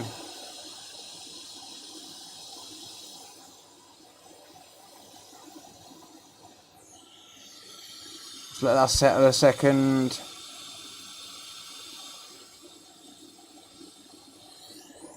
Now I can press down on the chip, push the excess solder out. Come on.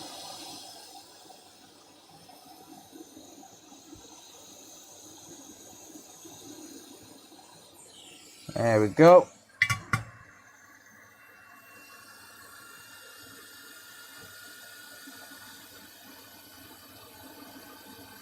How's your kitchen and hob top going? The kitchen's still unfinished, to be honest with you. It's in a livable state, but I haven't done anything since we moved in.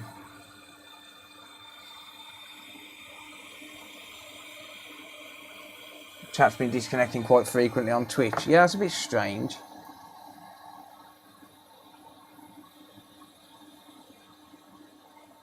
Maybe it's just a Twitch issue, I don't know. Yeah, I haven't done anything in the kitchen because I just haven't had time. The problem is I've got to keep the business running now because it's already suffered massively by moving. So it's just finding time. Right, there we go. I'm not going to clean it up, can't be bothered. Paper shipping to Australia.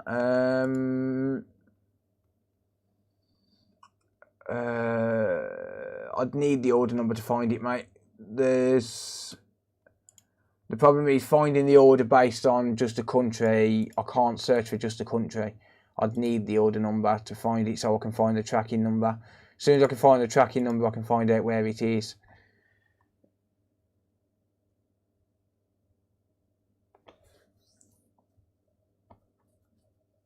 Without the tracking number, though, there's not really a lot I can do to search for it. What iron tips do you use the most often? I use the BC15. How's it going, Emil? It's a PS5, mate. That's randomly crashing.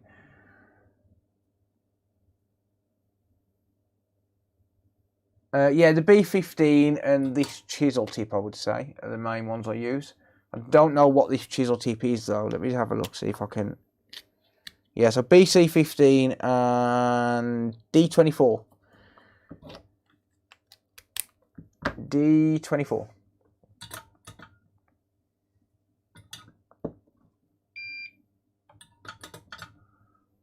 Phil's my hero. I'm not anyone's hero, mate. And I should never be anyone's hero. But thank you. Appreciate that. Right.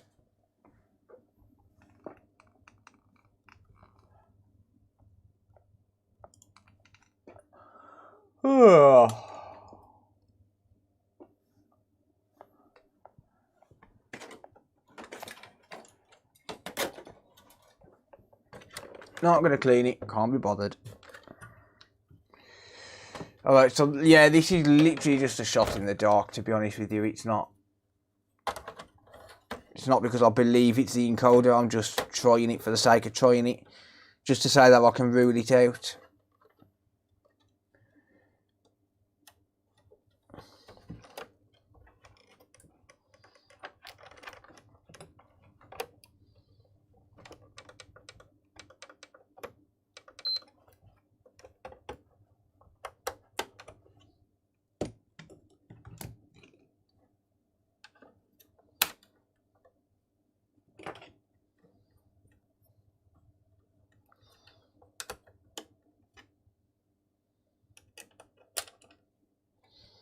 But yeah, don't have a clue if he's actually going to fix it or not.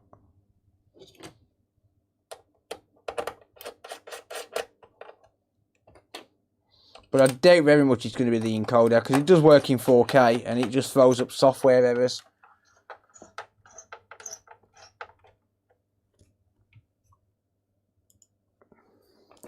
Ugly cam, backwards again for some stupid reason.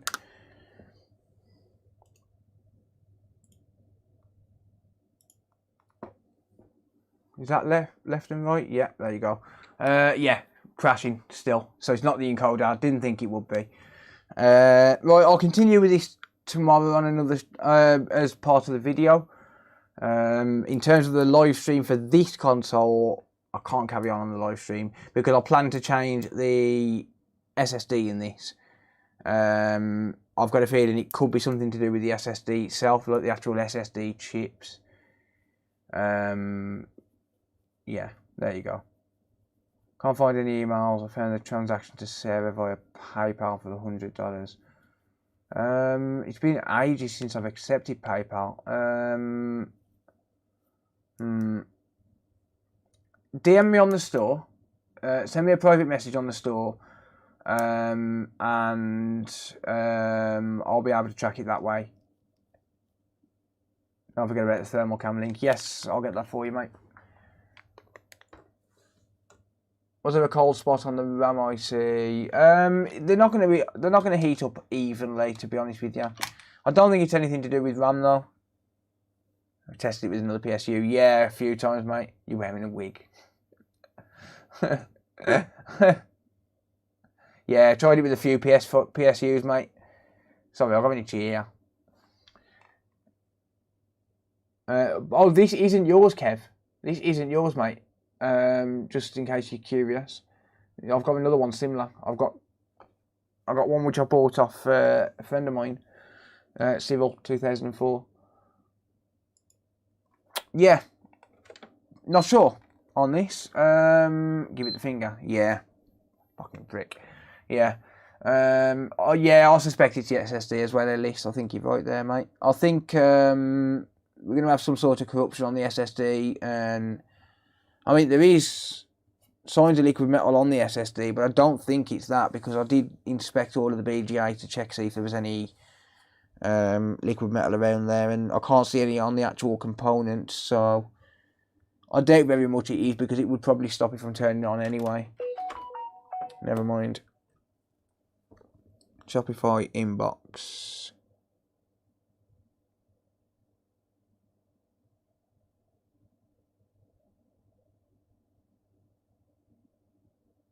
Right, my cats are meowing. While I'm looking at this message. Right. While I'm looking at this message, I'm going to let my cats in.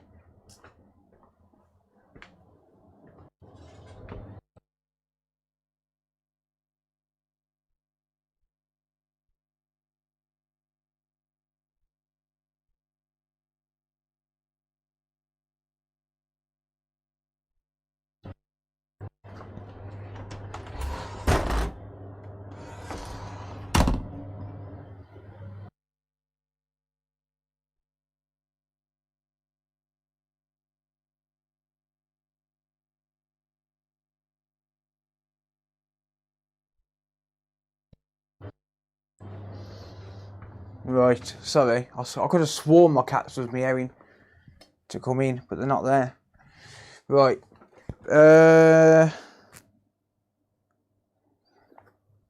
Let me just have a look. Now I can see a name.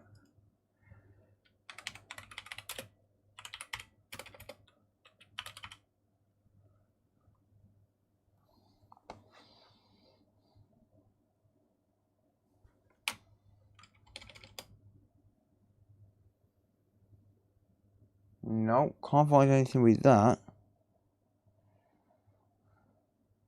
8th of April. Let's have a look. 8th of April. What date was the 8th of April on? Saturday.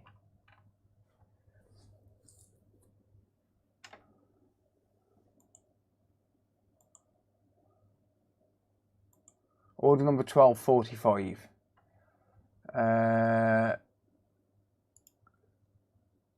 Right. Okay. Let me just send you this tracking number, mate. Bear with me a second.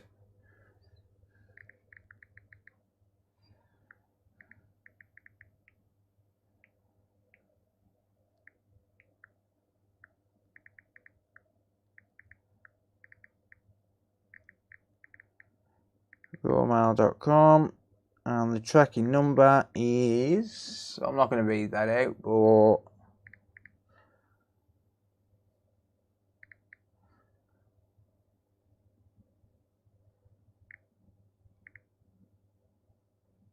there's the tracking number. I've just fired that over on chat, mate, on live chat.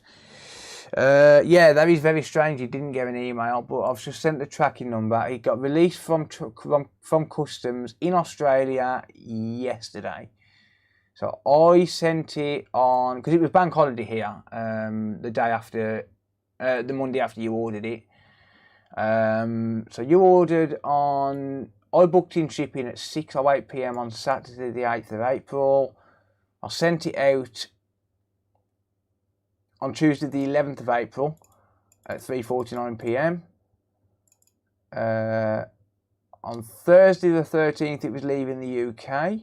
It got received on the 16th in Australia, and it's just been released from customs yesterday. I can let you know what that email is on the account.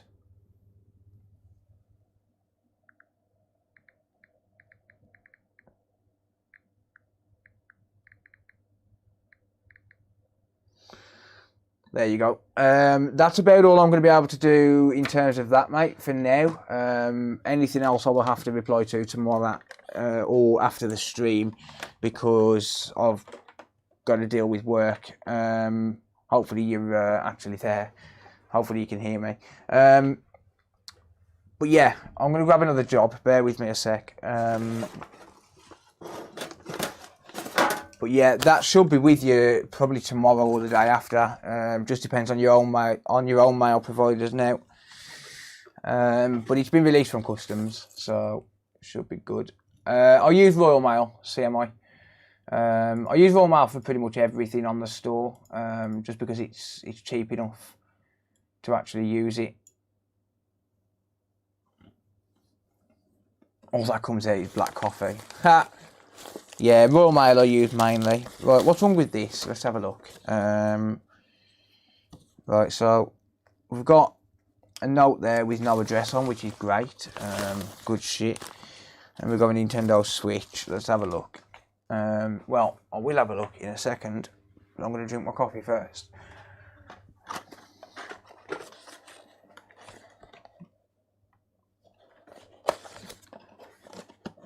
Yeah, so I do ship worldwide, by the way, if anyone's wondering. Shipping's automatically picked. So what I've done on the online store, because I was charging a set fee for shipping, but I realised that some people was paying more than they should for shipping, and then sometimes it was costing me more than I was charging. So now I've added weight to absolutely every single item on the store. I've added a weight, I've weighed every single item myself. And now I've added weights that Royal Mail charge, differences with different countries and stuff, and now it charges based on weight, coffee or flux. Still waiting for the cam link. Yes, I'm going to do that in a second. I keep forgetting.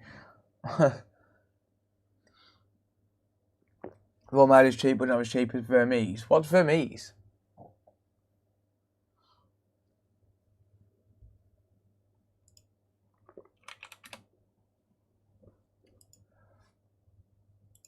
Right, now I've got to remember what this camera is. Ha!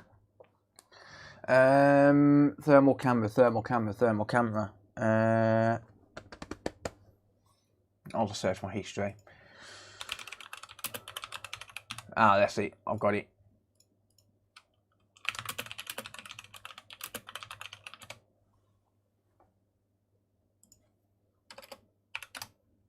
Right, bear with me. Let me just find a link to that. Right, I can send a AliExpress link.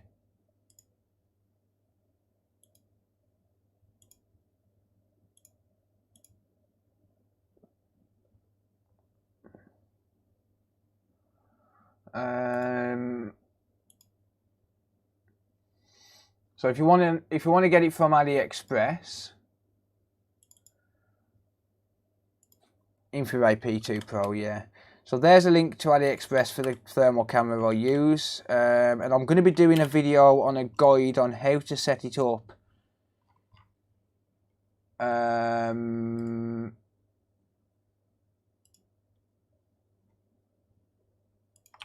Yeah, I'm going to be doing a guide on how to set it up on the PC as well, because it's not meant to be used on the PC. By the way, I'll get about £20 on every person that buys that. 12.5% right, 12.5% commission on that. It's huge, which is wicked. If anyone wants an Amazon link, let me know and I'll post one. But that's the AliExpress link.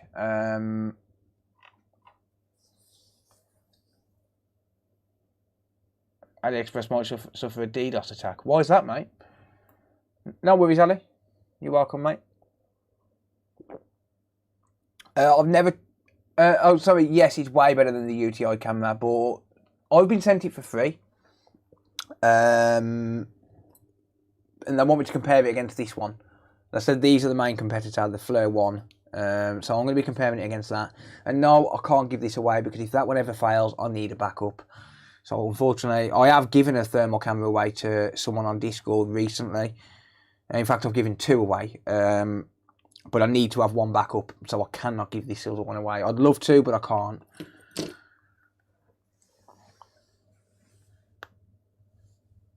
If something happened to Ali, I'm screwed. Oh, because you're sending us all to it, yeah. Oh no, it's all good, Sifford. No worries, mate. It's fine. Don't worry. Not a problem, mate.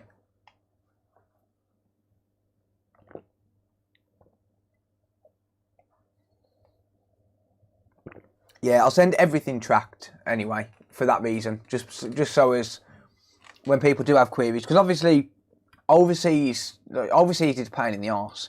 Like when I'm dealing with overseas orders, you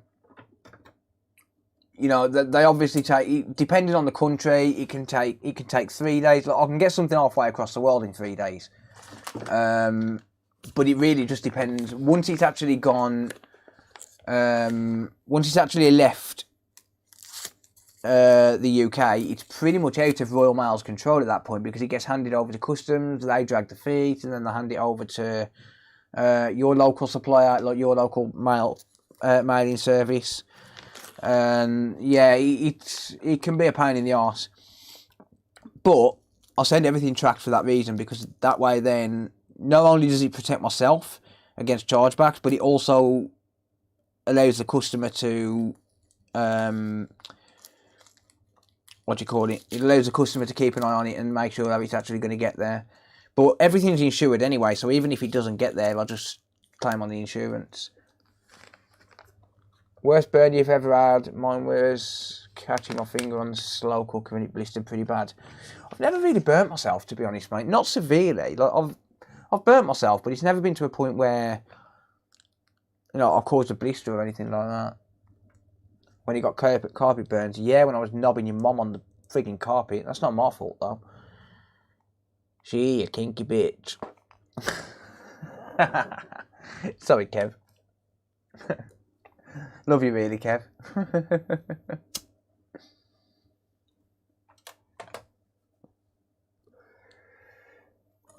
Friction burns, indeed. Once I did fall asleep with my hand, and my hand touched the radiator. So I fell asleep on my sister's sofa once, and my hand touched the radiator, and it caused a blister on my finger there. I woke up with a weird blister on my finger, but it went after like a few days. But that's probably the worst, to be honest. I do remember scalding myself when I was a kid. I was making a cup of coffee, and the light bulb in the kitchen had blown. Oh God, what the hell? Right, okay, well, I don't know if I can work on this. Let's have a look. Firstly, I would like to apologise for you receiving almost a whole console. I too have a passion in electronic repairs, although I'm a bit far off to carry out my consulting. I love your YouTube videos. It's massively inspired me to learn and teach myself, but perhaps I should learn modding alone. Perhaps I should leave modding alone. Right, I don't know what I'm meant to be doing with this, because if it's installing this mod chip, that's not going to happen. I'm going to have to call the customer on this. I'll grab another one. Yeah. If this is to install a mod chip, it's not going to happen. I don't do it at all. So if this is to install, because this is obviously mod chipped, so even just finishing this job, it's not going to happen. I'm not going to do it. I don't do mods at all. I have to protect my business. I have to protect my income, and I have to protect my family, and I'm not being sued for the sake of a few pounds. So no, if it's to reverse the mod chip, I'll do it at another time.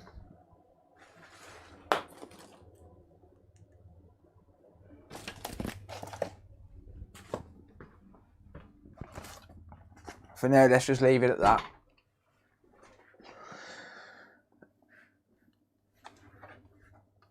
But I'm not going to risk getting sued. I'm not going to risk getting shut down. I'm not going to risk anything. Yeah, looks like we dropped some frames, guys. Sorry. Spoke about mod chips and the powers that be. Shut his connection down. Yep. No, it's just not worth the risk, guys. I'm not gonna work on them, and I'm not gonna recommend anyone that will either, because I'm not having any part of it at all. At the end of the day, regardless of what people might think, I have a business to run, I have a family to protect. So, yeah. Not gonna diddly do it. Screws. Someone's been to prison. Someone's been to prison. Origami. Well,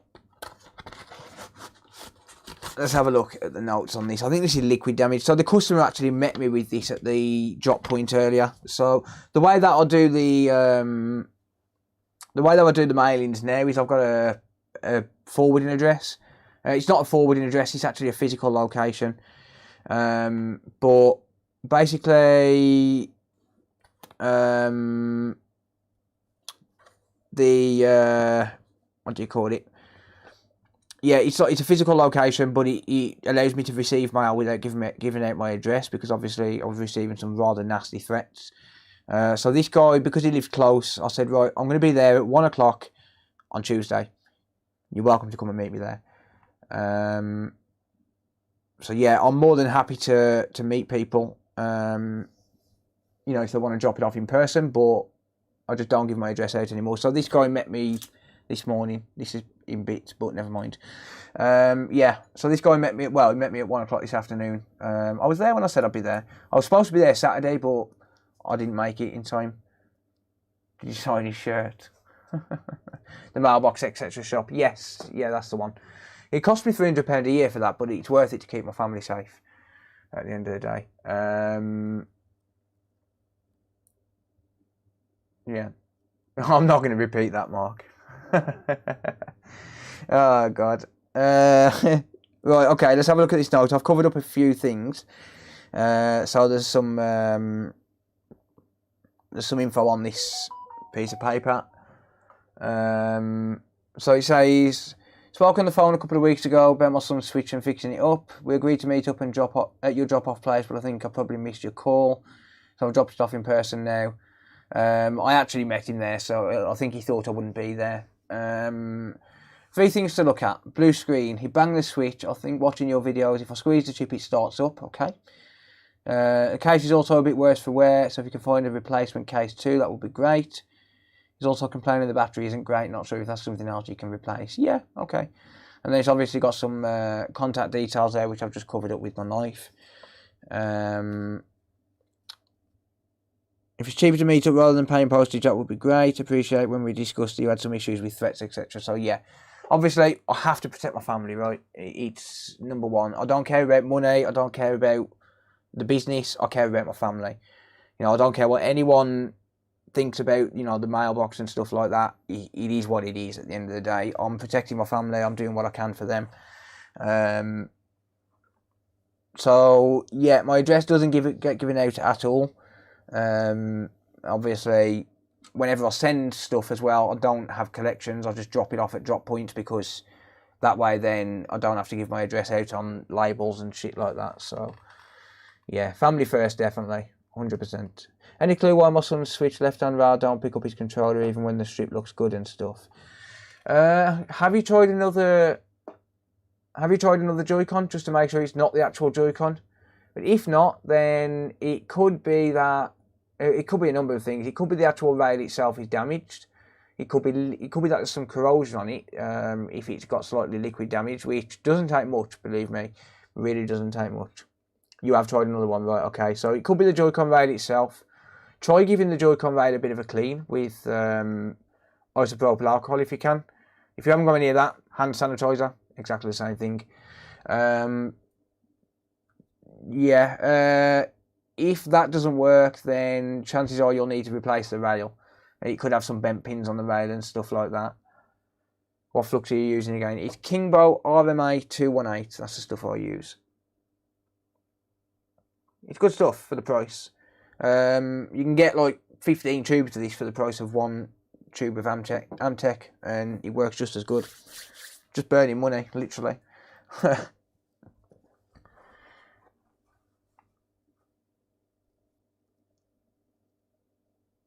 Yeah, not even to eBay. Everything, even on eBay, everything gets sent to the mailbox.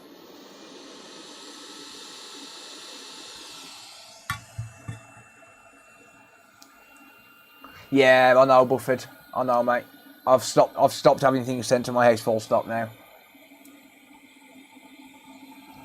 It's got a sponsor from Kingbo. No, I just genuinely think it's good flux for the price, that's all. It's not...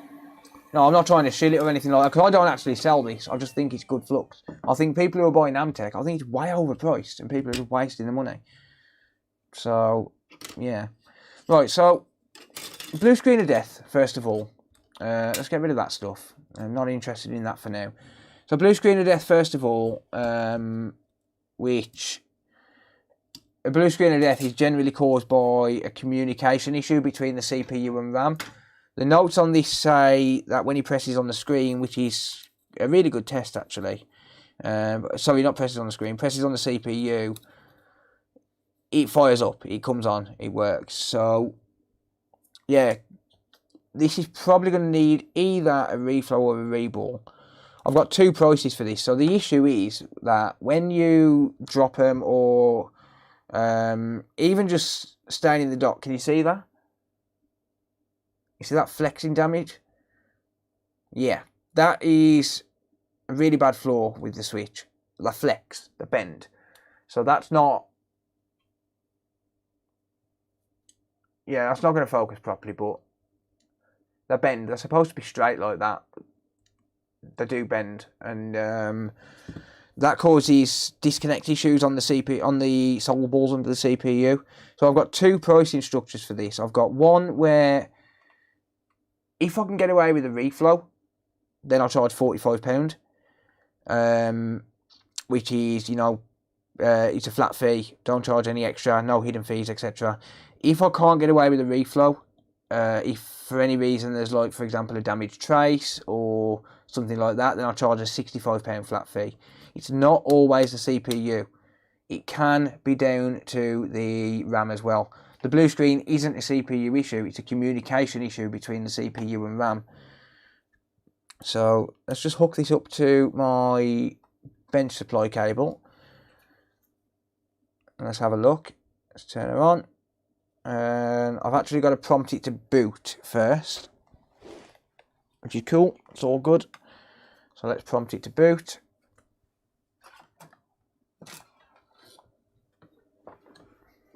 Yes, I have a pink USB Type-C cable, and what? I like it, alright? There you go. Okay, yeah, so I've just enabled the bench supply cable. So when you disconnect these from power, they have to be re-enabled by plugging in the charger, which is a bit annoying, but it's a BMS issue on the Nintendo Switch. Right, so yeah, 400 milliamps of current draw, but now when I prompt it to boot with the power button, it'll boot up fine because I've activated the BMS. It goes into sleep mode, the BMS does. It's a pain in the backside, but it does work. So let's try pressing on the CPU. I've actually got to let off, sprained my thumb, so I need to press with my left hand.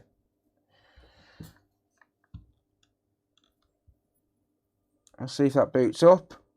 It looks like it is going to. No, it's not going to. Okay.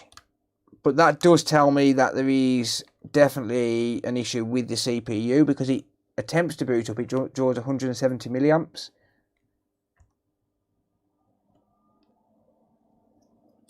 I don't think I'm going to get away with a reflow on this, to be honest.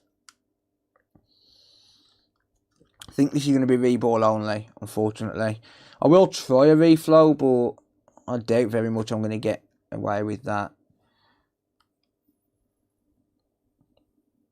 There you go. Okay, so it does boot up. And that's actually just crashed. As soon as I've let that go, it's crashed. Right, okay.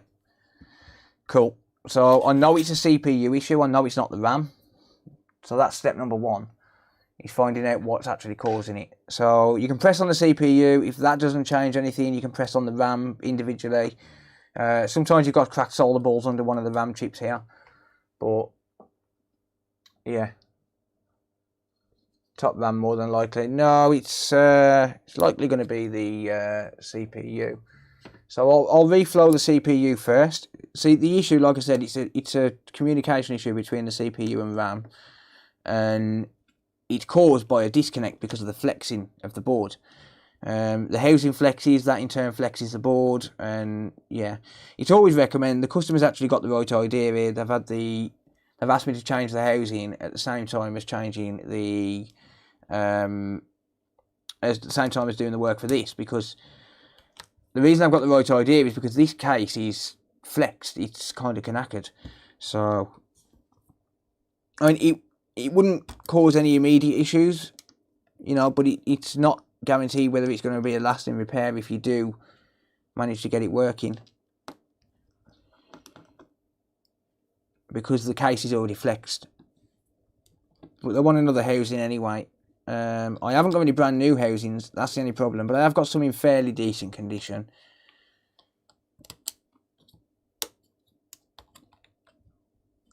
Customers left a game in this. So I've got a game card module there with a game in it. So let me just put that to one side so I don't get them mixed up. Don't know what game's in it. What game is in it? Let's have a look. See what game I can nick. Metroid Dread. Nah, don't want to nick that one. I'll nick the next customers. I'm joking.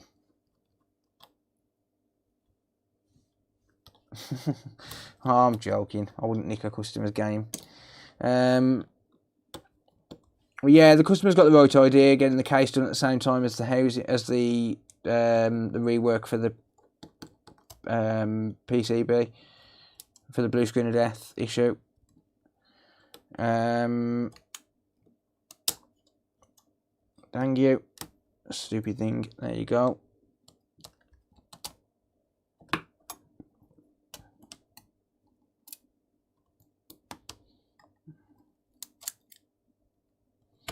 This is probably an exploitable board as well. It's a HAC CPU R1, which is the first revision. China and Australia model. Not that it makes a difference, they are region free, but yeah, there you go. Might help if I actually remove the LCD. There we go. So what I'll likely do is just use a second-hand case, find a second-hand case in good condition, and do it at a discount. And I'll charge an extra £10 or something on top. Because I haven't got any brand new cases, so that's something I can't do today. That port's going to need changing, but I'll do that for free as part of the repair. Usually if I'm doing another repair and it needs a port, I'll do it at the same time. It doesn't take long. The reason I'm saying it needs a port is because it's split. So see how that's meant to close like that? That's meant to be like that. Meant to be closed and locked, but it's not. It's broken. So that port's going to need changing. Yeah. Alright. I'll just pull off this shield. Just try and get it off without damaging the plate too much.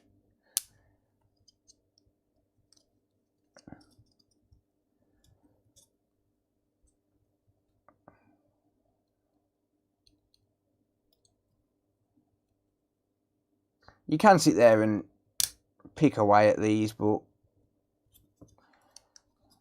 I'm kind of used to them. Now, some people will sit there and they'll pick away really gently, but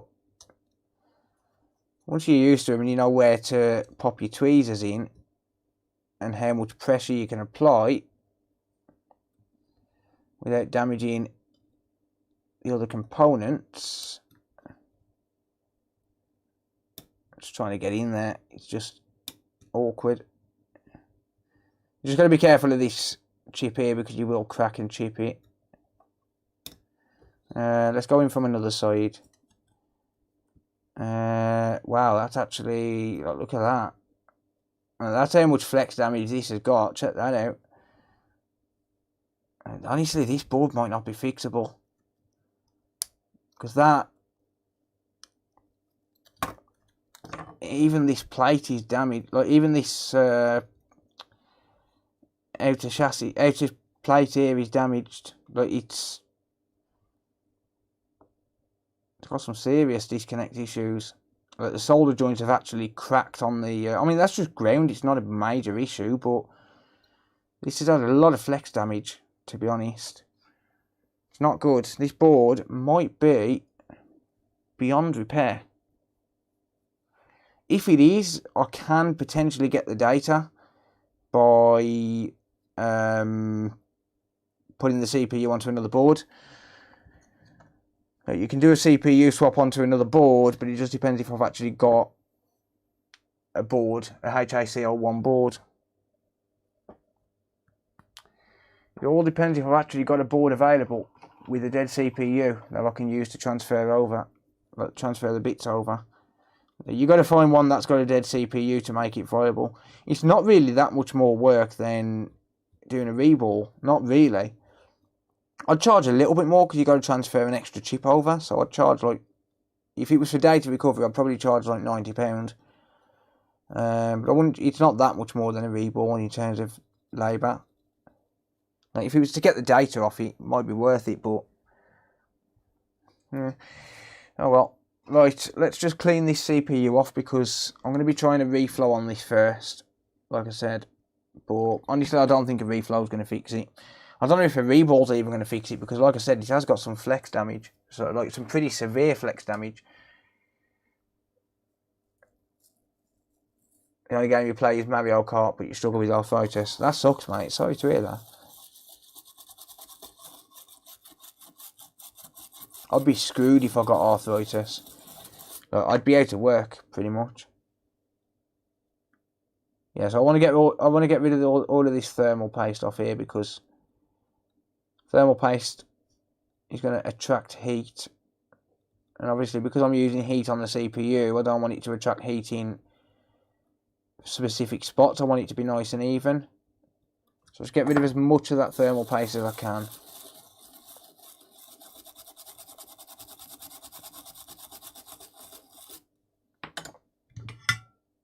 Reflow time indeed. Just dry off that IPA.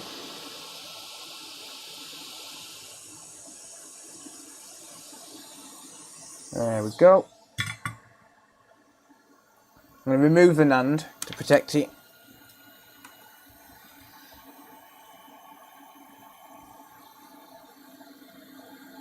And then I'm going to add some flux around the edge. You can remove the shield to do it, but I don't think it's necessary.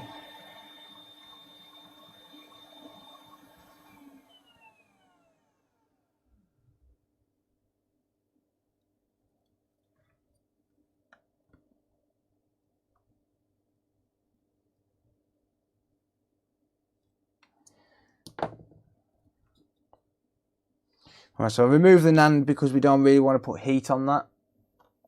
So just for now. And then hot air, 440 degrees Celsius, 40% airflow.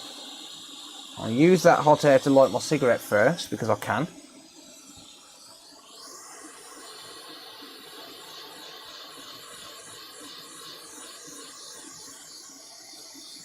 And then what I tend to do is I tend to start off at a distance. Because I want to try and put some even heat into the board. I don't want to just suddenly heat up one area because you're going to cause thermal shock. So I tend to heat it up evenly for a little while. Just keep moving the airflow around. And once we start to get some heat in the board, I can bring it in and just reflow the chip itself. I don't use a nozzle for this because I want it to heat as much of the chip up at once as I can.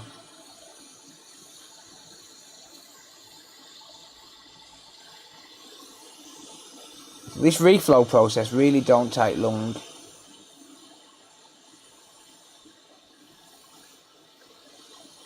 But basically what this is going to do is it's going to reconnect all of the solder joints underneath the chip. Because like I said, this is a disconnect issue. There you go, so that's reflowed.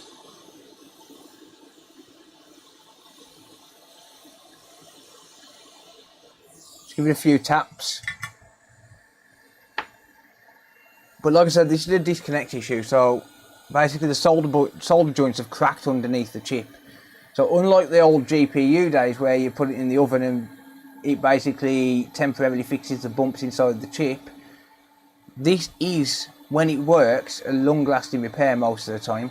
It's very, very rare I have one of these come back within the warranty period. And I do tend to offer a 6-month warranty on these and not a 3-month. My standard repair warranty is 3 months, but I tend to let these go for 6 because, you know, when I reflow them, I'll tend to let them go for 6. If I reball them, I'll let them go for 3. but if I reflow it, I'll let it go for 6 just because I haven't done much work to do it, and it could come back. It could fail after a few months. There is always that chance. That's why I tend to offer a longer warranty period on these.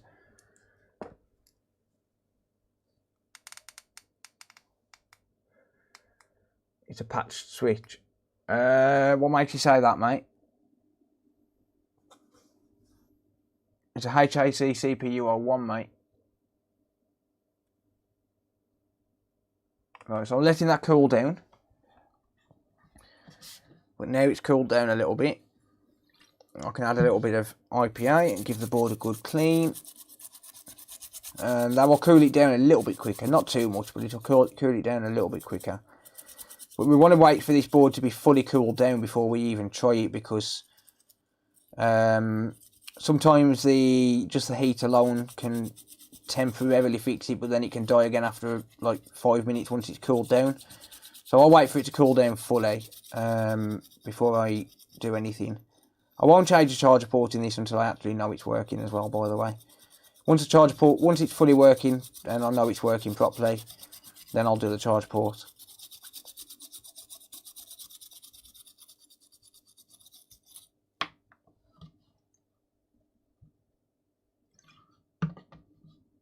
A2 CPU. No, some of these are unpatched, mate. Some of these A2 CPUs are unpatched. I'll find out in a minute anyway.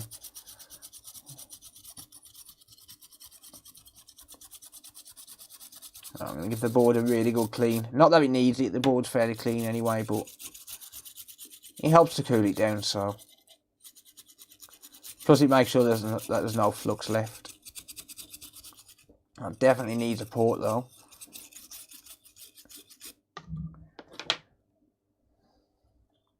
There we go. So that's cooling down. It's pretty much at room temperature already. There's not much heat left in that board. Right. It's just a bit of IPA, it's not a big issue. But to save time in terms of the case swap, I'll just swap the case over. I won't worry about actually repairing this case. I can refurb this case, and I might do a video on it, like a step-by-step video. But I'll have to order some parts in for it. You know, like new digitizer, new surround and stuff.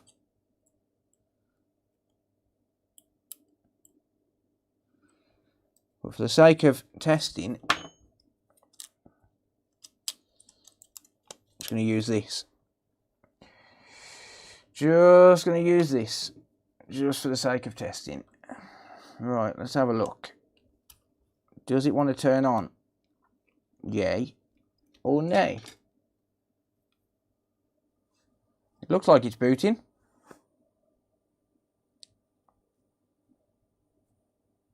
No, it's not. It's not booting at all. It's not booting at all, unfortunately. That needs a rebuild.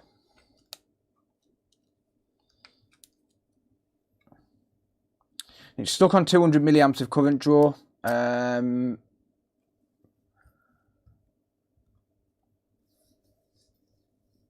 So yeah, that kind of sucks.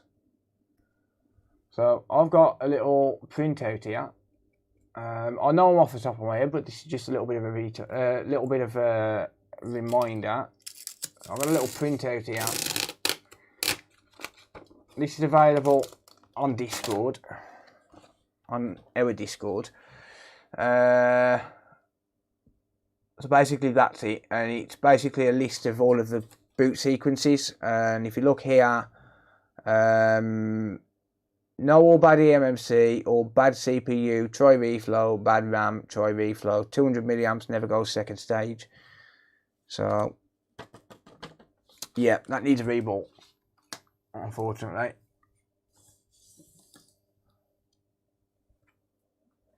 Nah, the CPU is not fried. It needs a reball. It sucks, but it needs a reball.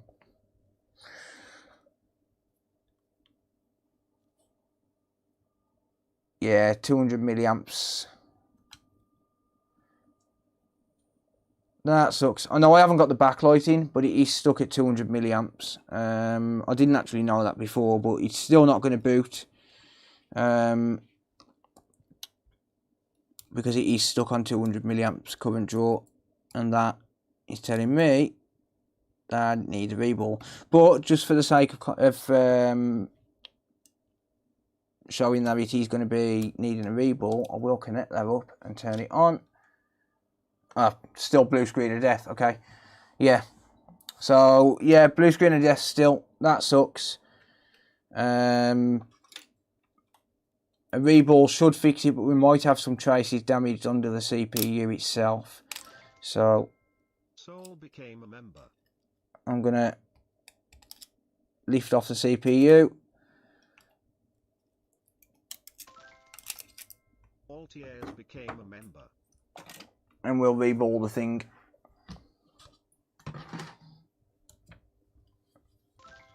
New balls, please.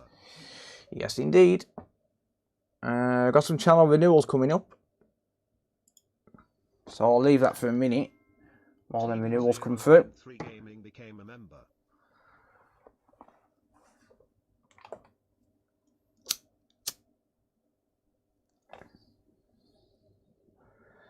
What are the tiny components around a PS4 Pro APU core? Can you simply replace them from a donor board?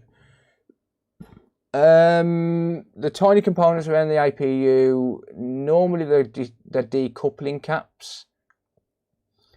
And yeah, you can just take them from a donor board. Anyone know a good grinding pen for trace repair? Yeah, bear with me and I'll get you a link.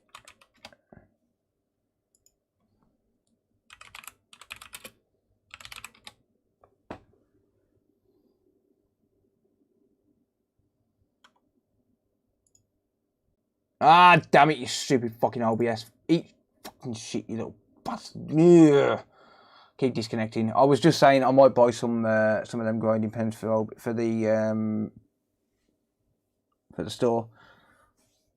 See if I can get a deal on them.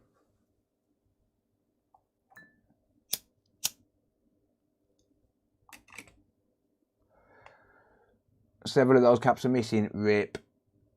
Rip. It sounds like someone's done a reflow on the CPU, mate. On the APU on that.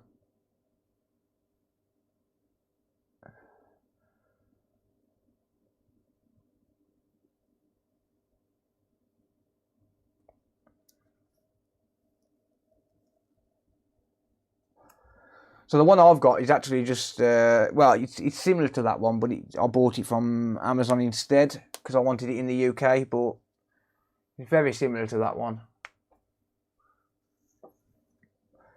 But I know several people who've used those ones. If anyone got a link for a good broadband provider? Well, give it a couple of weeks. As soon as I've built the shed, there's a nice big fat 5G antenna going on the top of it. So I'm putting a 5G antenna on top of the shed, and then the two connections are going to be piped into one, so he's got a fail safe, basically. A failover, not fail safe. Yeah, so it'll have a failover. So if it disconnects at all, damn it, I haven't disconnected the NAND. Yeah, so if the internet drops out at all, it'll automatically kick into the backup. I've got two broadband connections, but I'm only using one at the minute.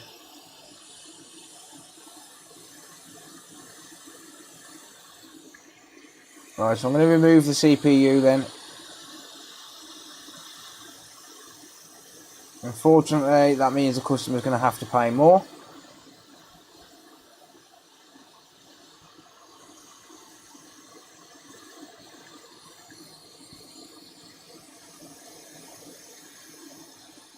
By the way, I'll charge a flat fee for this regardless. I don't, what do you call it? I charge a flat fee for this. I don't charge extra if the trace is damaged. If there's more than 3 or 4 traces damaged, it's just not economically viable to do though. Normally you get, if anything, 1 damaged trace. Damn you, CPU. Oh, come on.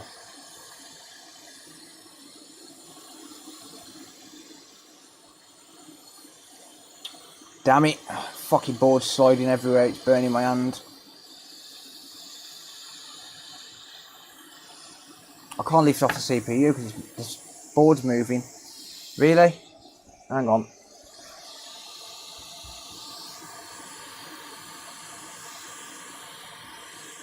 I need a decent board holder. That's what I need. It's stuck under the shield.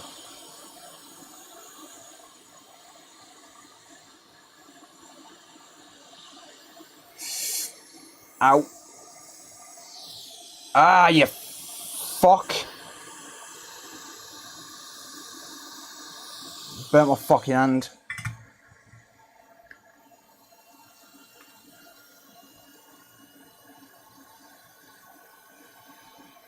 Ow. That hurt. Yeah, it would be worth it, mate, yeah. I mean, to be honest, if I was doing a case swap, am I doing a stream on the shed build? No, but I do plan to try and do videos if I can. If I was doing a case swap, if I was doing a service on the console, I'd only charge the cost of the replacement case. I wouldn't charge any extra to install it, because it wouldn't be any extra work. So I wouldn't charge anything extra to install the case if I was doing a service on it. What are we working on right now? This is a Nintendo Switch with a blue screen of death, mate. Blue screen of death. Right, let me just find out my stencil for it. So there's my actual stencil. Just got to find the base to it. It's around here somewhere because I had it a couple of days ago. I was reboarding chips a couple of days ago. Where the fuck have I put it?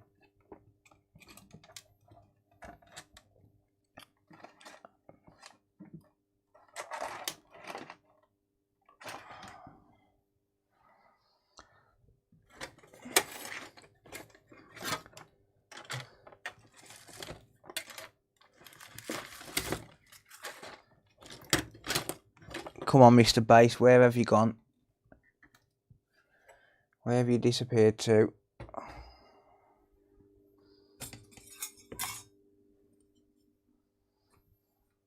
It's around here somewhere.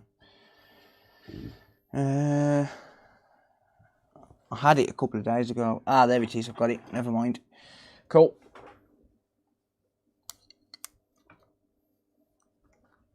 Edric, I'm going to ban you. I've never took drugs in my life. You're banned. I'm sick of people saying that. Bye.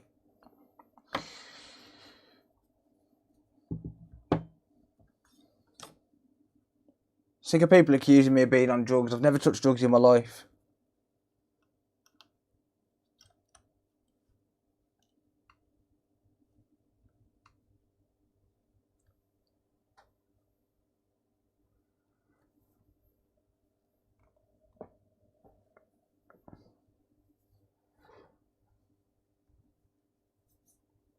I'm looking for my flux now. I can't find that either.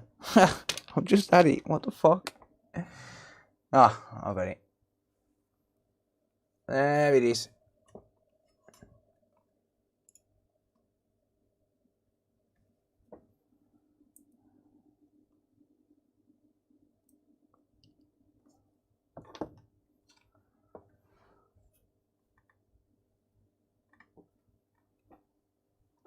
No, he was talking to me. He was talking to me. Drugs are bad, okay. You got one of those faces. Well, Fuck them. I'll just insta-ban people now when they mention it. I don't care. If it loses viewers, it loses viewers. I've made it abundantly clear hundreds of times I've never touched drugs in my life.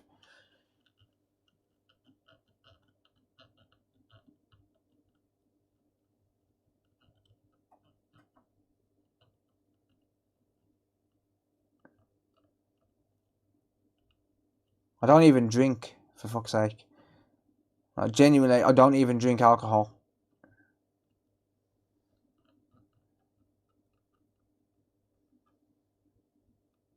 Right. Okay. So.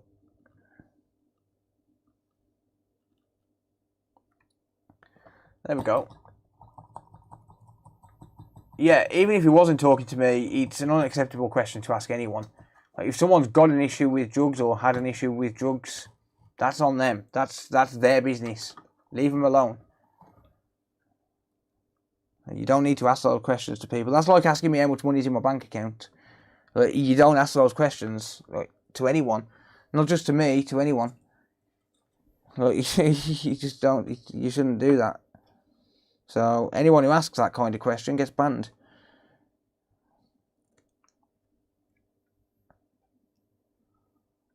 Right, I'm going to clean off this APU. Oh, SOC rather. It's not an APU. It's an SOC.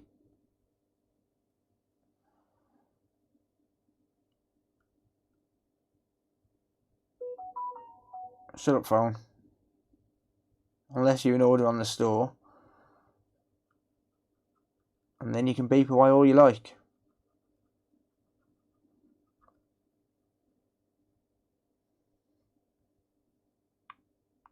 Now here's the thing though. Yes, I always look tired. Yes, I've always got bags under my eyes. That's because I work fucking hard. It's 1:11 AM and I'm sat here reboarding Nintendo Switch CPUs. That tells you something.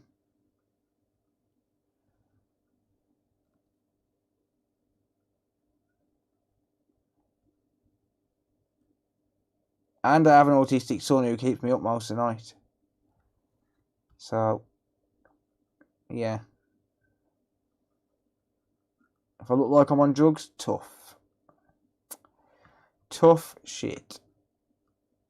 I have nothing against people who have taken drugs if they're trying to get themselves clean. Nothing at all, just to make that clear. My dad was a drug user, which is why I didn't take drugs.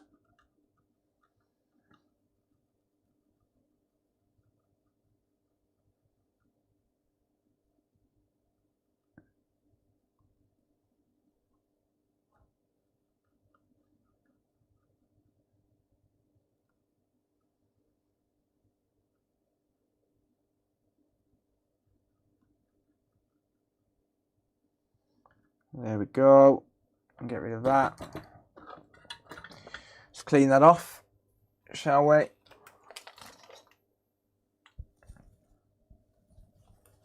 Even if I did, it's no one else's business. Yeah, you're damn right, mate. Yeah, if I wanted to take drugs, it's fuck all to do with anyone else. If I wanted to spend my money on drugs, which I don't, if I did, it's my choice. Just because someone's got, and look, I know, I get it, I've got bad teeth, yeah, fine, I don't care, I know I've got bad teeth. It's not that I don't try and keep them clean, it's just that I can't do anything about it, unless someone's going to give me £8,000. When I grew up, I had parents who really didn't give a shit whether I brushed my teeth or not, and for that reason, I've got bad teeth now. But, that being said, it doesn't mean, just because of the way someone looks, it doesn't mean that they're on drugs. It doesn't mean that they're an alcoholic, it doesn't mean that they're a bad person, it doesn't mean they're violent, it doesn't mean they're anything. People look the way they look. Get over it. That's the way I see it. People just look the way they look. And if you can't get over the way that someone looks, then you're a selfish person.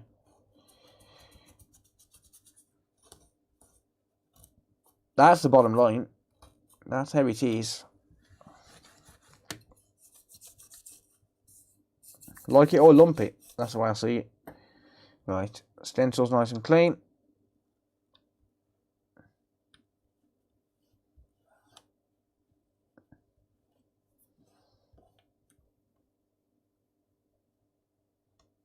Never judge a book. Yeah, I agree.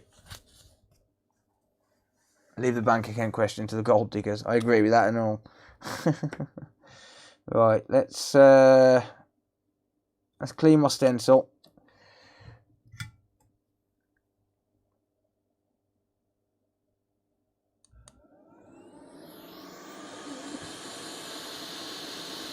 You know what? I've actually contemplated going to Turkey and having my teeth done, but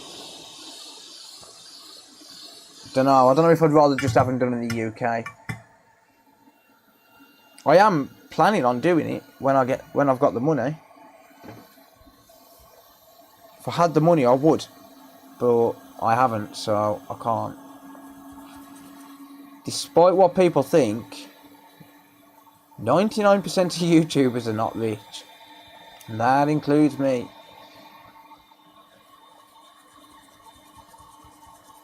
That includes me, I'm afraid.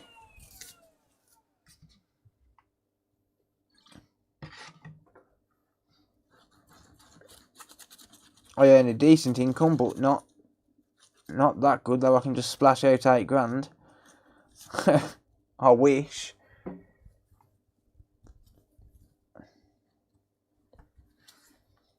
Right, just cleaning off my stencil. You've got to make sure you got a clean stencil when you're reboarding, because otherwise you're just going to get crap inside the solder joints. It's not going to reboard properly. I always make sure it's nice and clean. Wouldn't mind getting all these wisdom teeth out. I was thinking about taking them all out and having a full set of implants, but it's expensive. It's definitely not cheap at all, unfortunately. Right, I've still got something stuck in that stencil. Is it on the stencil or is it on the chip? Let's have a look.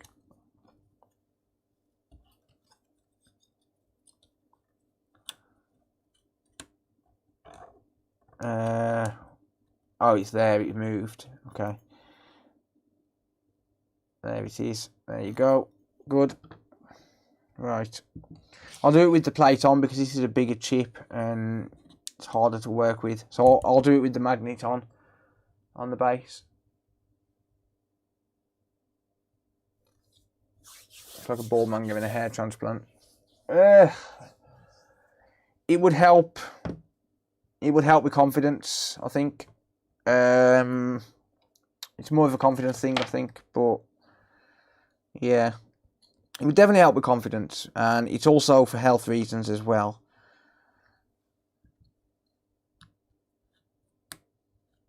Right, let's spread some solder paste. It's not just for looks; it's for health reasons as well.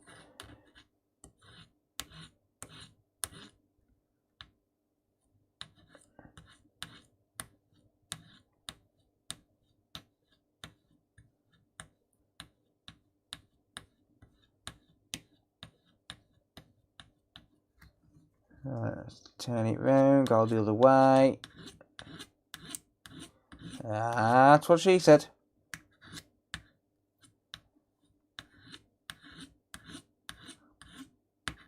Plus, if I get my teeth done, I can leave Sarah and get with someone better looking. Ha! I'm only messing. That sounded really bad.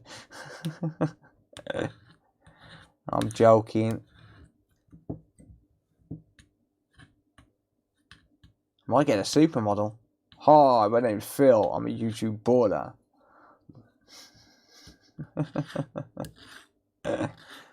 I'm only messing around. I'd never do that. It costs too much to move house.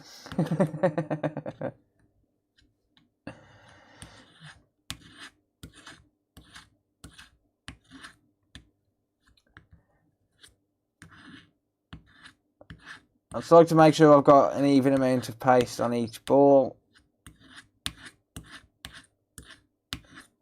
I've actually got a pre-ball set of switch chips.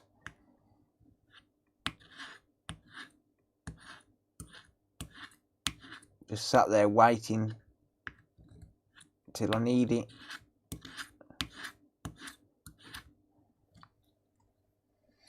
Now you need the shed to live in. Yeah, I think I might do, mate, after that.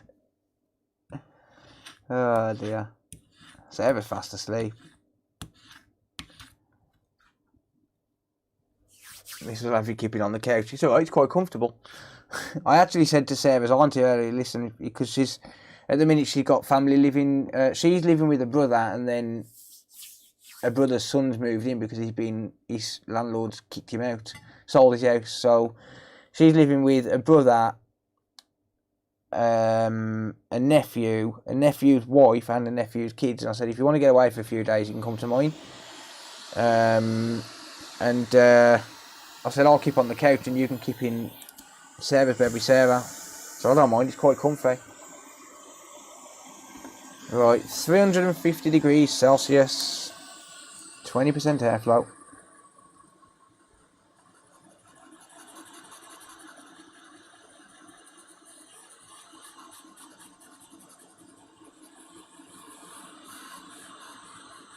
Just going to slowly heat this up until some of this flux dries up.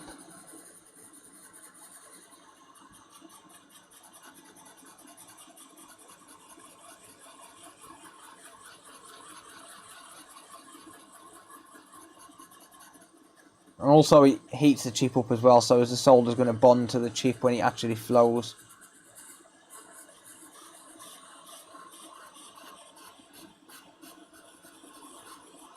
The good thing is this is low melt solder paste, so it doesn't take much heat to melt it. I like to do it nice and slow just because it makes sure we do a good job of it then. So you can see how some of the solder's pushing out of the holes there.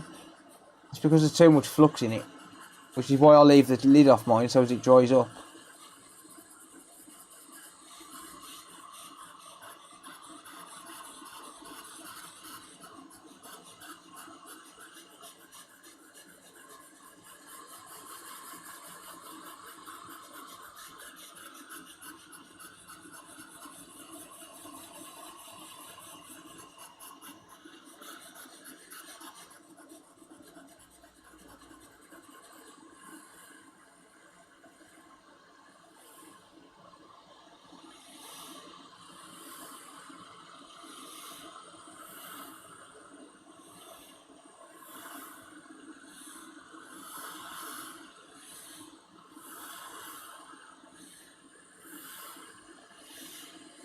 Start slowing it down.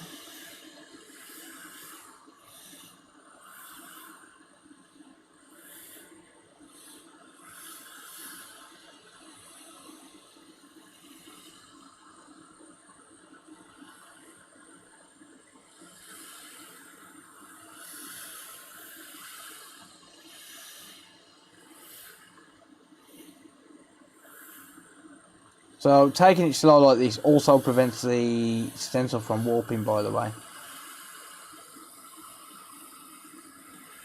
And now I'm going to start bringing it in and focusing on one area. Just like this.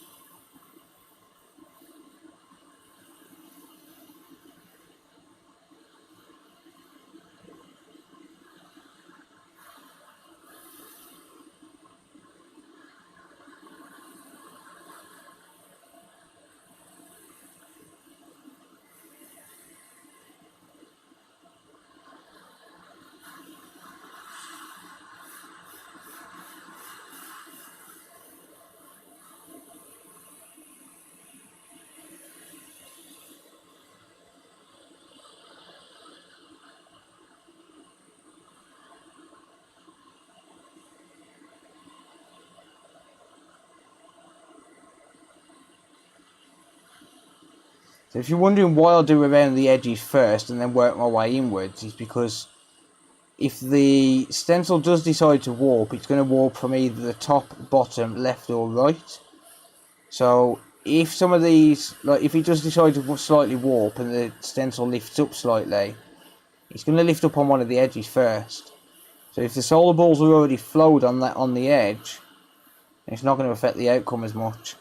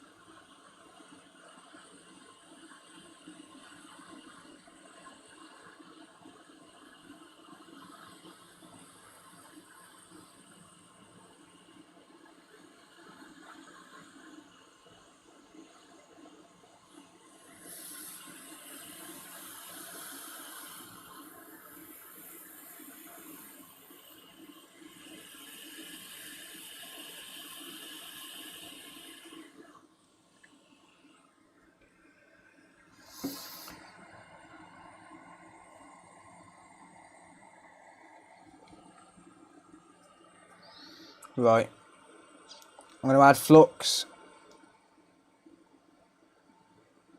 and plenty of it.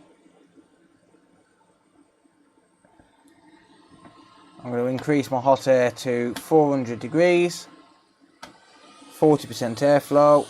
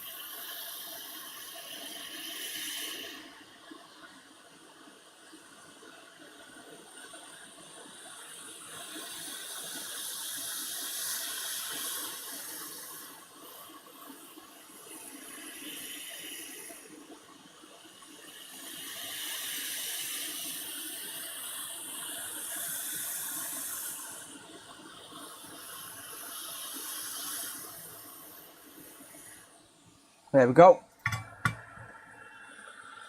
Why did I add flux? To prevent oxidation on the solder pads, and it also allows the solder balls to flow a lot better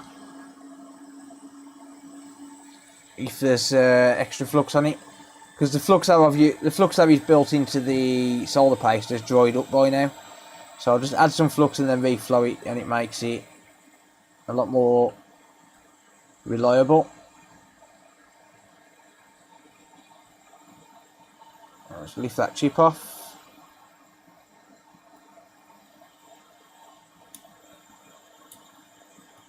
Out. Burn myself in the process.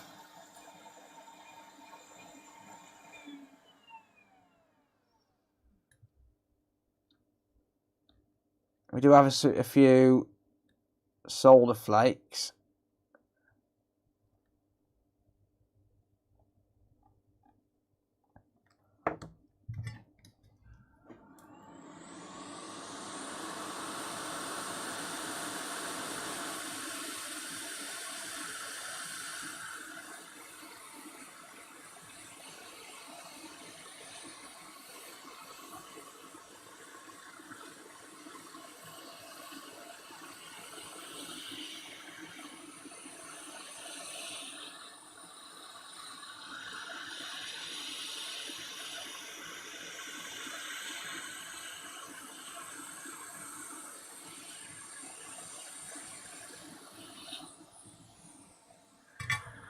Quick reflow.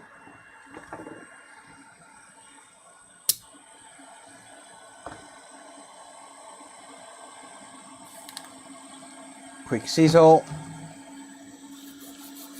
Quick clean.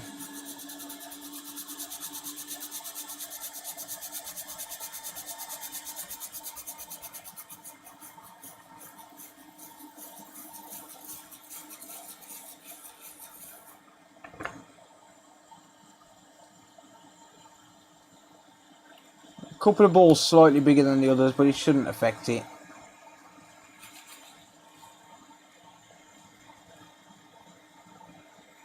Looks like we might have lost a couple of caps off here as well, which is, to be honest, quite normal. I can replace them. Whoops. I can replace them once the chip's down. That's not an issue. But for now, that'll do it.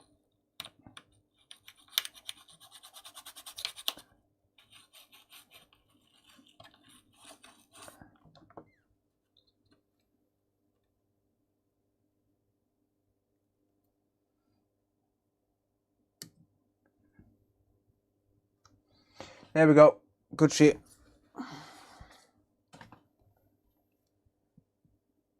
Right. Bring the board back in.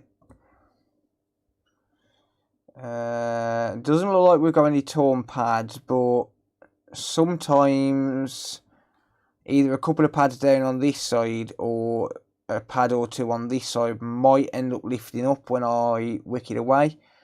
Sometimes, not always, but sometimes that happens.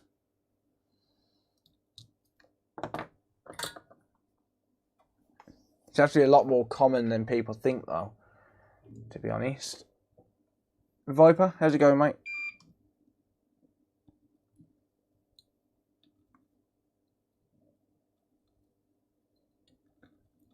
So when I start to clean these pads off, we might end up with a couple of pads lifting.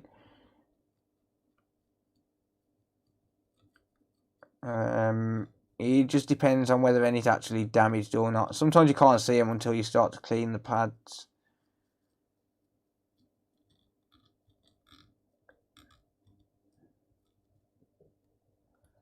Unfortunately, sometimes though, there's just not a lot that you can do.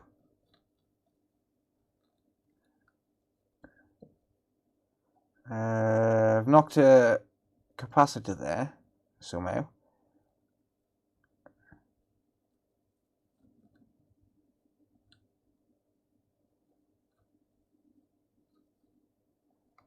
Right, there we go.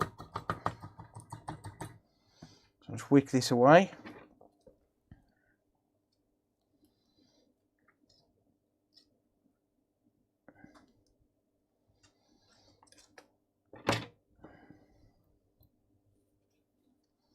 I'm actually going to use hot air for this, as well as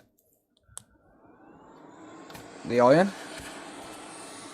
Because like I said, the pads do sometimes lift away, and I want to try and prevent that if I can.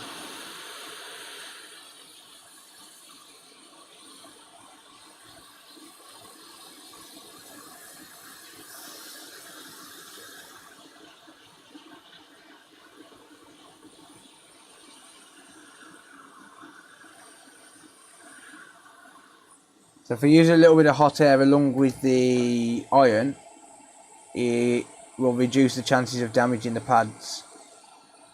$3.53.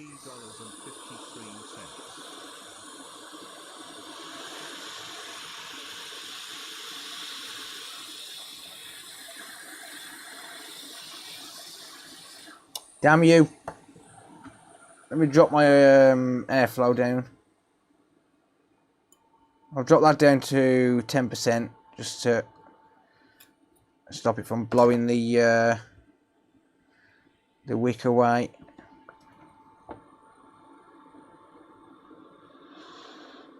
Well, still going to blow it away, but just not as violently.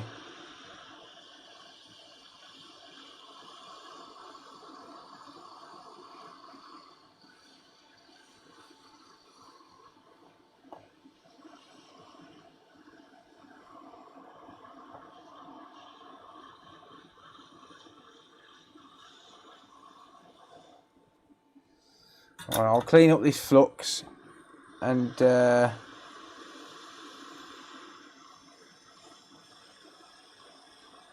well, I'll sort out these components first.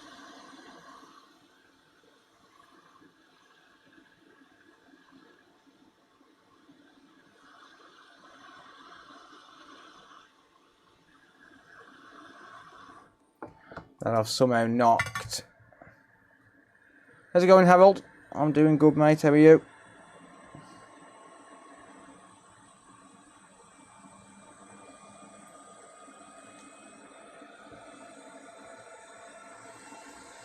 and get a better pair of tweezers.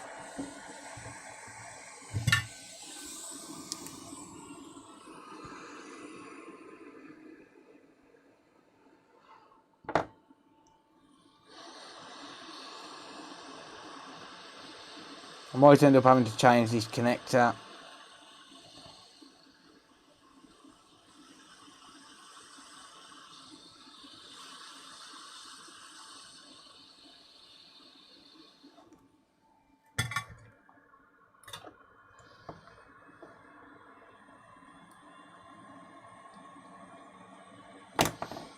So this knocking a few resistors here and there just tend to happen sometimes.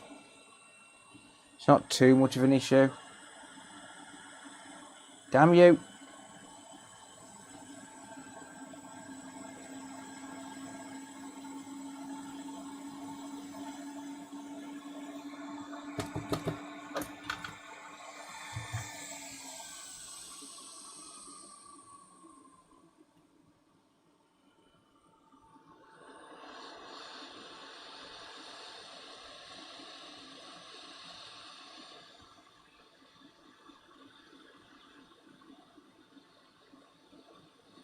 I'm gonna have to grab a donor board because they're stuck together. Unless I can unstick them.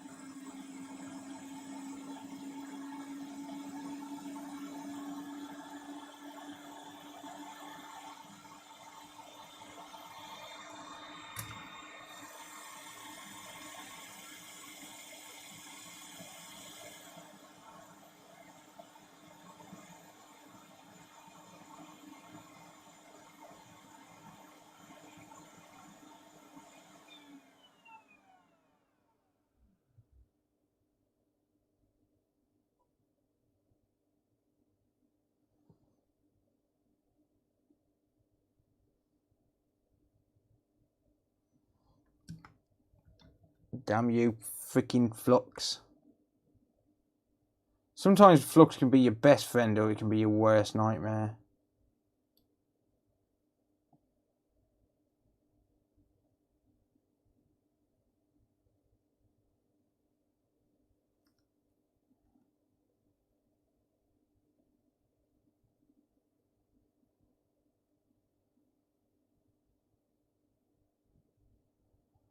Right, I'll leave them there for a second. I'm gonna just remove my nozzle.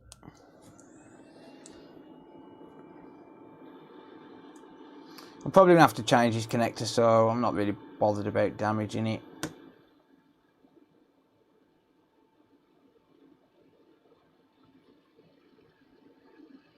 These connectors very often get damaged when you're reboarding a CPU anyway, just because of the amount of heat you have to put in the area.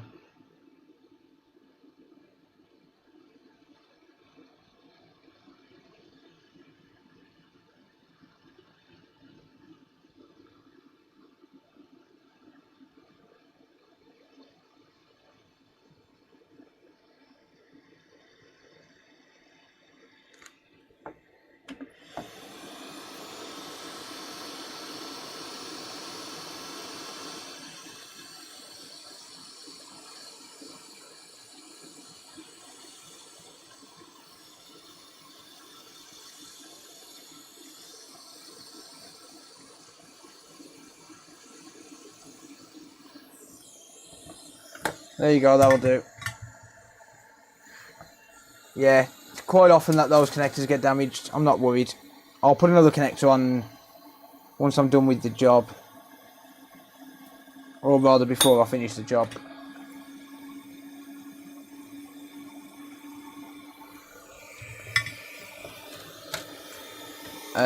My iron is always set at 400 degrees Celsius, mate. Always. Right, let's just get rid of that. Let's grab some more wick. Yeah, so I never change the temperature of my iron at all. It always stays at 400.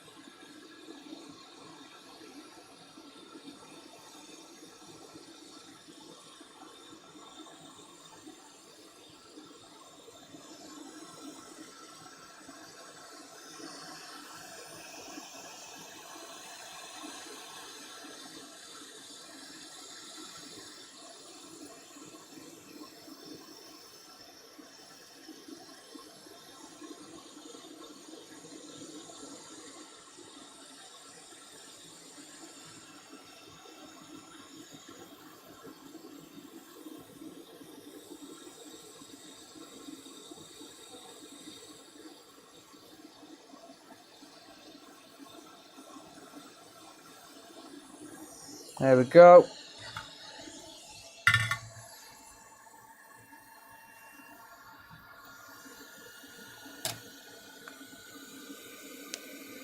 Yeah, I'm going to clean it up and take a look now.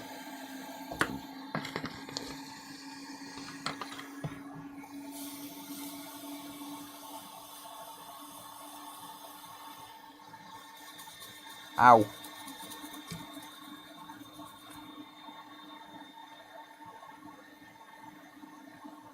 Nah, those pads all appear fine.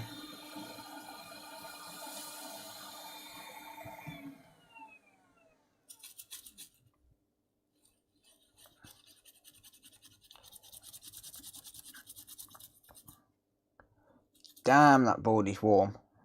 That board is very warm.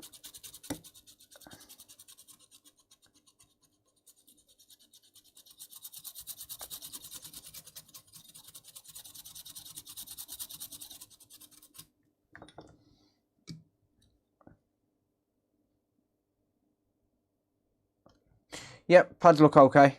Looks absolutely fine to me. Good shit.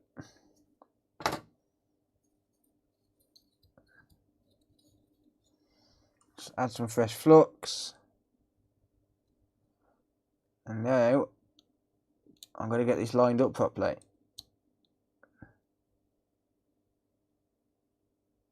Oh, that board is very warped.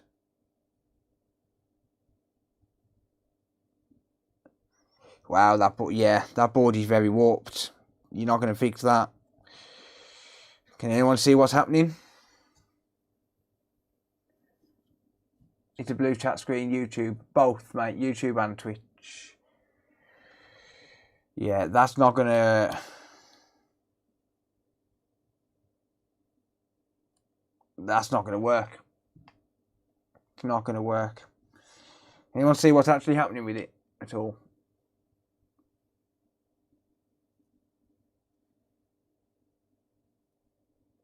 Switchboards, mate, yeah.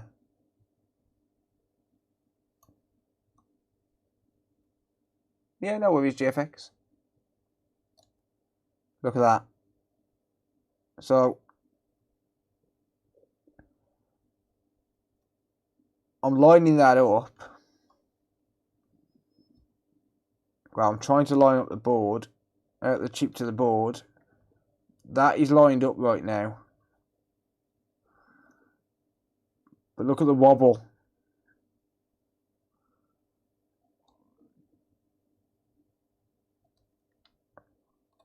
So I'm going to try... no, that's the reason for the blue screen of death is warping. Like the flex damage on the actual housing itself.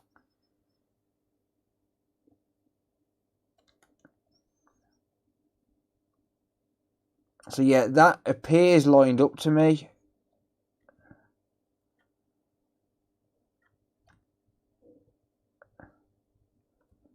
But the board, it's like the chip itself seems to be wobbling. I'm gonna try it, but this might be a case of just offering a part exchange, to be honest. If the board is exploitable, I can get the data transferred. Pause stream for 5 minutes, come back and started chatting 5 minutes behind. Don't worry, mate. Yeah, switchboards, is it Noisel or Niesel? Entered a £3 note, yeah. Let me just compare this CPU to another one just to make sure that we're roughly in the right place. And I believe we're actually a little bit out. Yeah, so I just don't feel like it's sitting right to me at all. The entire chip isn't sitting right. That seems in line to me.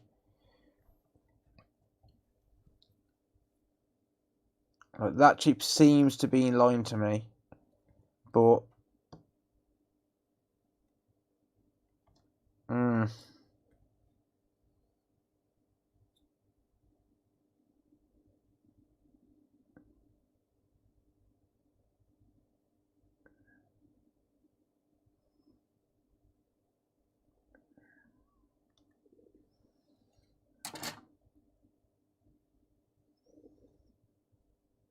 I just don't feel like it's quite sitting right. It'll flex off again, yeah. Pretty much.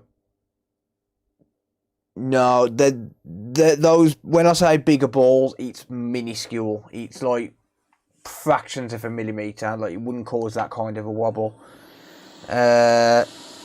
Like, bear in mind, when we're talking about solder balls on these chips, we're talking about, like, the size of the solder balls on the actual switch are 0.25 millimetres. So when I'm saying, like, there's like a bigger ball here and there, I'm talking like, 0.26 millimetres instead of 0.25. Like, fraction, that did actually just jump. But yeah, I'm talking fractions of a millimetre, like literally fractions. You're in the nanometer range at that point.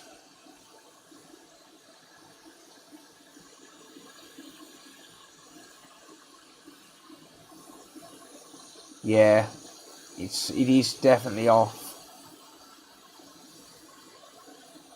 No, that ain't gonna work. It's not, the chip's just not sitting down.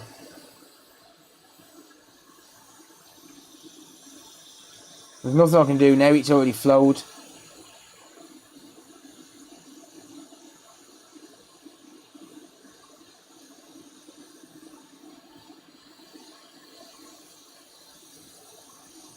So that chip's just not sitting down. 0.26 and 0.3 balls are a lot different. Oh, I know that, but I'm talking fractions of a millimetre, not even 0.05. I'm talking like there's a very slight difference, but not enough to make a difference, especially once the balls are compressed. But yeah, that just don't sit right at all. I don't feel like that's sitting right. And I did say this at the start, I think this board is a little bit too flexed. Like, you can see the flexing on it. Like, you can genuinely see the difference. Like, you look at this here. You can see it. So you can see the difference from here to here.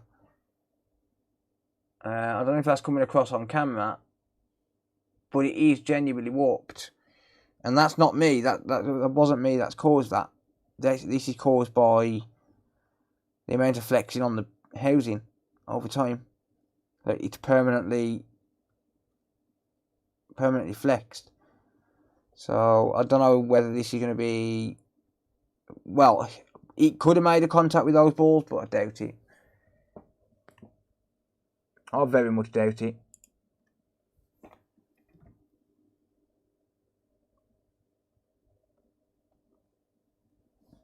We'll see. I'm going to prompt it to boot once it's cooled down. I need the board to cool down, but very much doubt that that's going to be any change. I think it's still going to be the same. I think it's still going to be a blue screen of death. If not, just a blank screen because it's been disturbed. And obviously, heat can cause flexing as well, but it was originally caused by this. The best thing I can do with this scenario, realistically, is probably to say to the customer, right, did you ever exploit it? Yes? No? If it's a no, then sell them a non-exploitable board. For pretty much the same price. I don't know.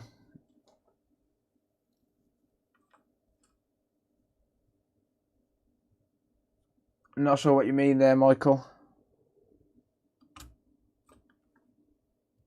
Not sure what you mean, bud. Right, I'm going to prompt it to boot.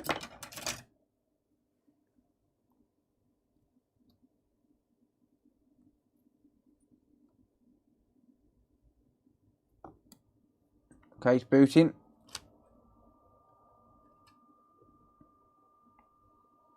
No display. Backlight, no display. Why have you got no display, you little wanker?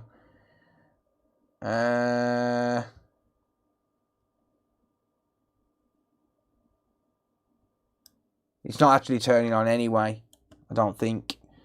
It's got backlight but no display.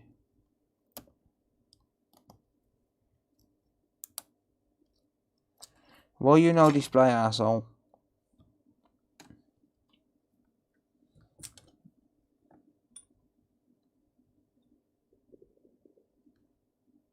I'm prompting it to boot by shorting out the power button pins.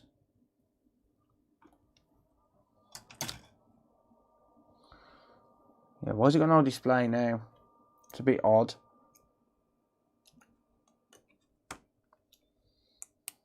It's very strange. It's got backlight. It's turning on.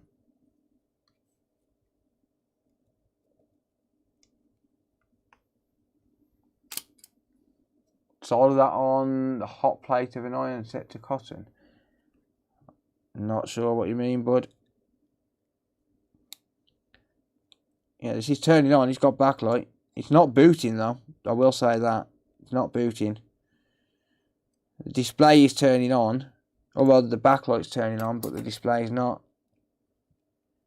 So it could be that we've just got connection issues on the CPU, on the display. If this was shorted anywhere underneath, this wouldn't turn on right now at all. It just wouldn't display at all. Like the backlight wouldn't even come on. It would likely be stuck in RCM mode, if not just completely brain dead.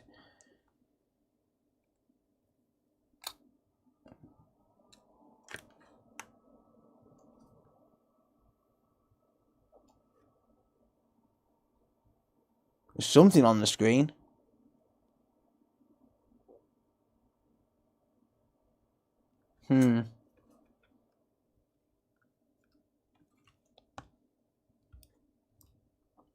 I don't know. I just think this board is just too flexed.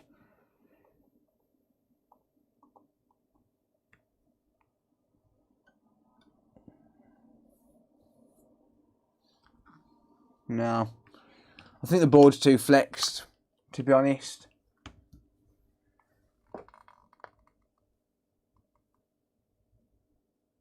Oh, the caps for the CPU. You're right. I didn't put them on. Let's put them on. You are absolutely right.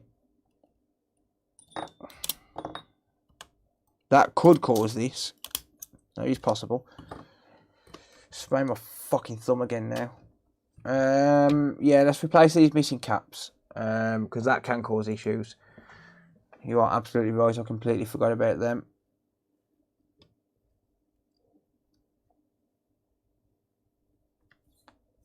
Okay.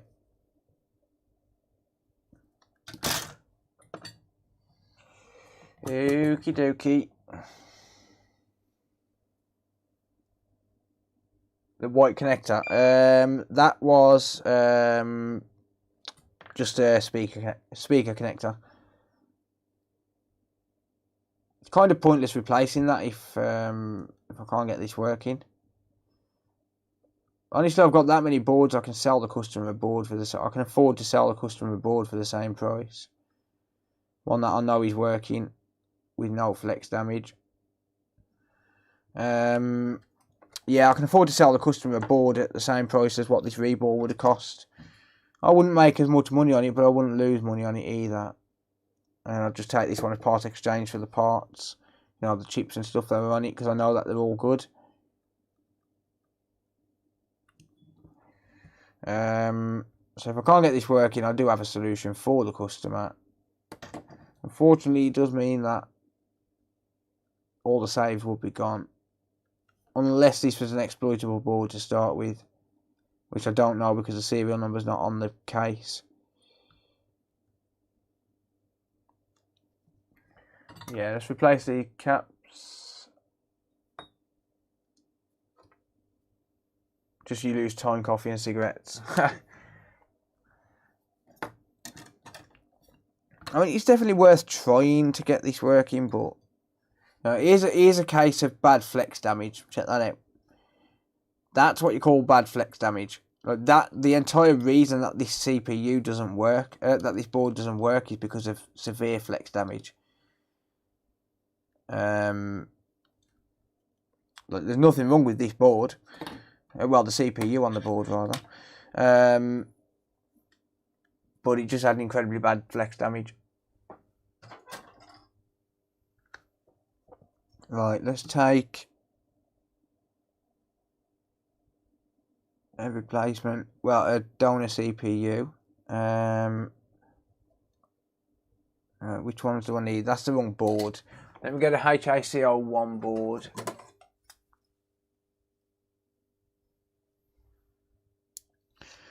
HIC CPU 21's fine. Same caps.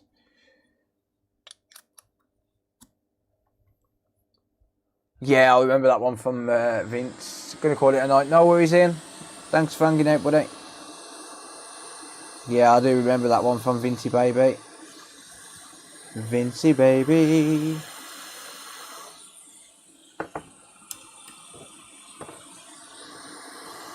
Hurry up and fix my switch tonight.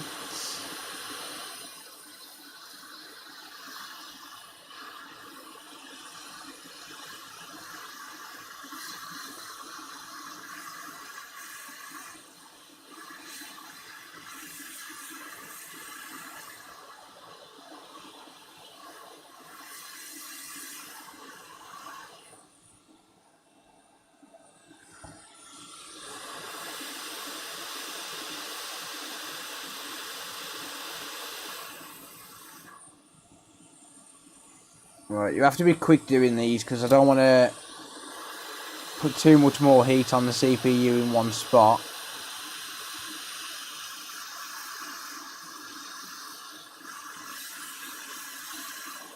Which is where the leaded solder comes in handy as well.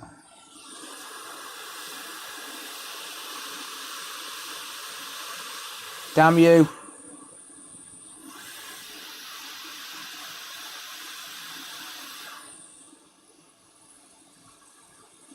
Goddamn CPU caps. I'll grab one off another board in a minute and finish that.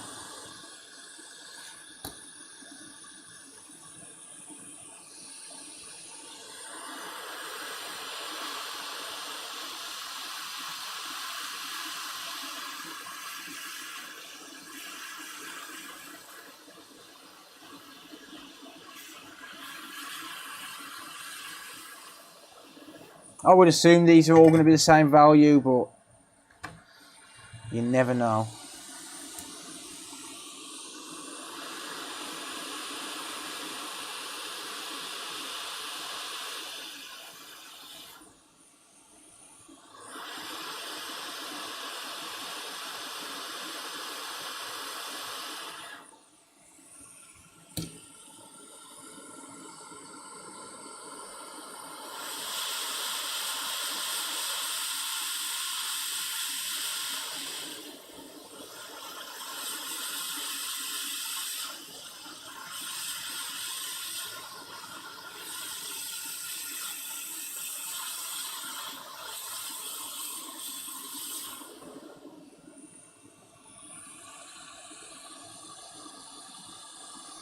Need a Vincent Code joint live. I'm down.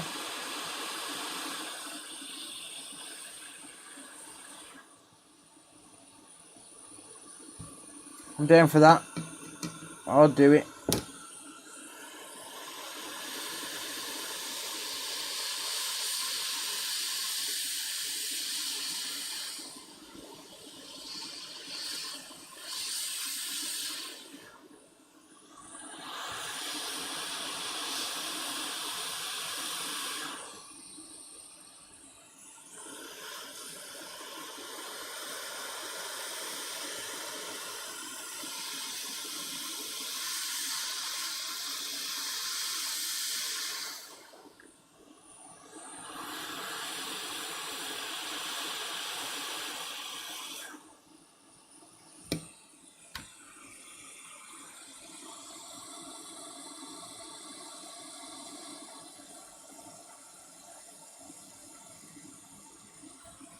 Right, let's just flow these in.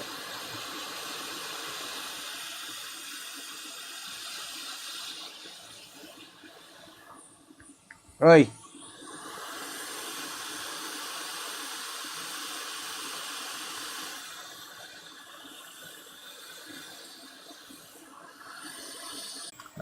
We lost connection again for a few minutes.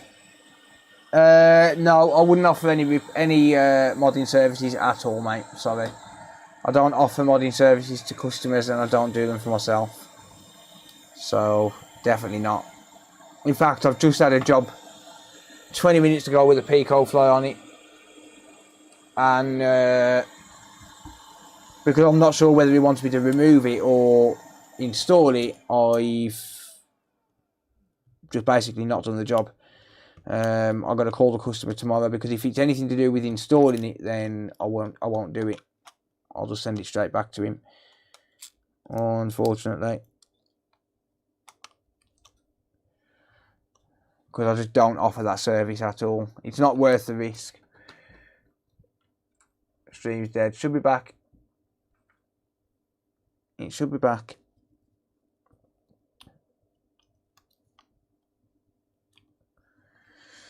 Right, let's see if it boots now. If it doesn't, then I'm going to offer the customer a board swap. I'm not going to reball that again because it's just not worth it.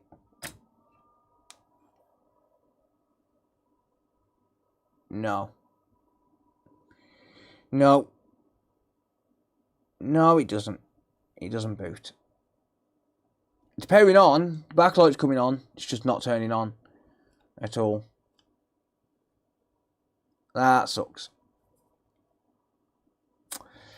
I think the board's just too flexed, to be honest, and taking that CPU off to reball it as it's just completely ruined it. Well, not ruined it. It's just basically the board's just too flexed. I can see the flexing on the board. He's dead, Jim. Yeah. Right, you can see the flexing going down that way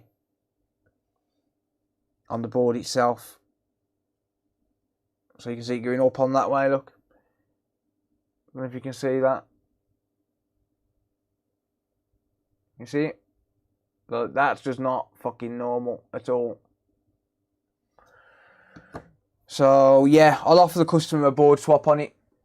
It's a waste of time carrying on with it because unless you can straighten that board out, there's not really a lot you can do with it. Plus, it needs a port. Plus, it needs a housing. I just think it's a waste of time.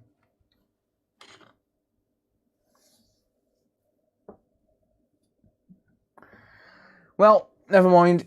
Guys, it's 2 AM. I'm going to call it there. I've missed a couple of donations, so I really appreciate it to those people. I can't log into PayPal to check it, so if someone sent a donation, it looks like someone sent about $12, $13. Thank you, I really appreciate it. I can't log into PayPal, so I can't see it, unfortunately. The internal traces could be damaged. I don't think they are. I think it's just the fact that with the original flex damage plus heat, it don't end well, which is exactly what I said to start with. I had a feeling that it wouldn't. But if the customer doesn't have this exploited and doesn't want it exploited, then I can offer them a V2 board for Well, I can offer it for the same price. To be honest, I can offer it for the £65 that I normally charge for the repair. And I'll just take that one as parts because I know the chips are good on it. I have more than enough boards. I've got some unpatched boards. I've got a pack somewhere with a bunch of patched boards. I've got about 10 patched boards. Here they are.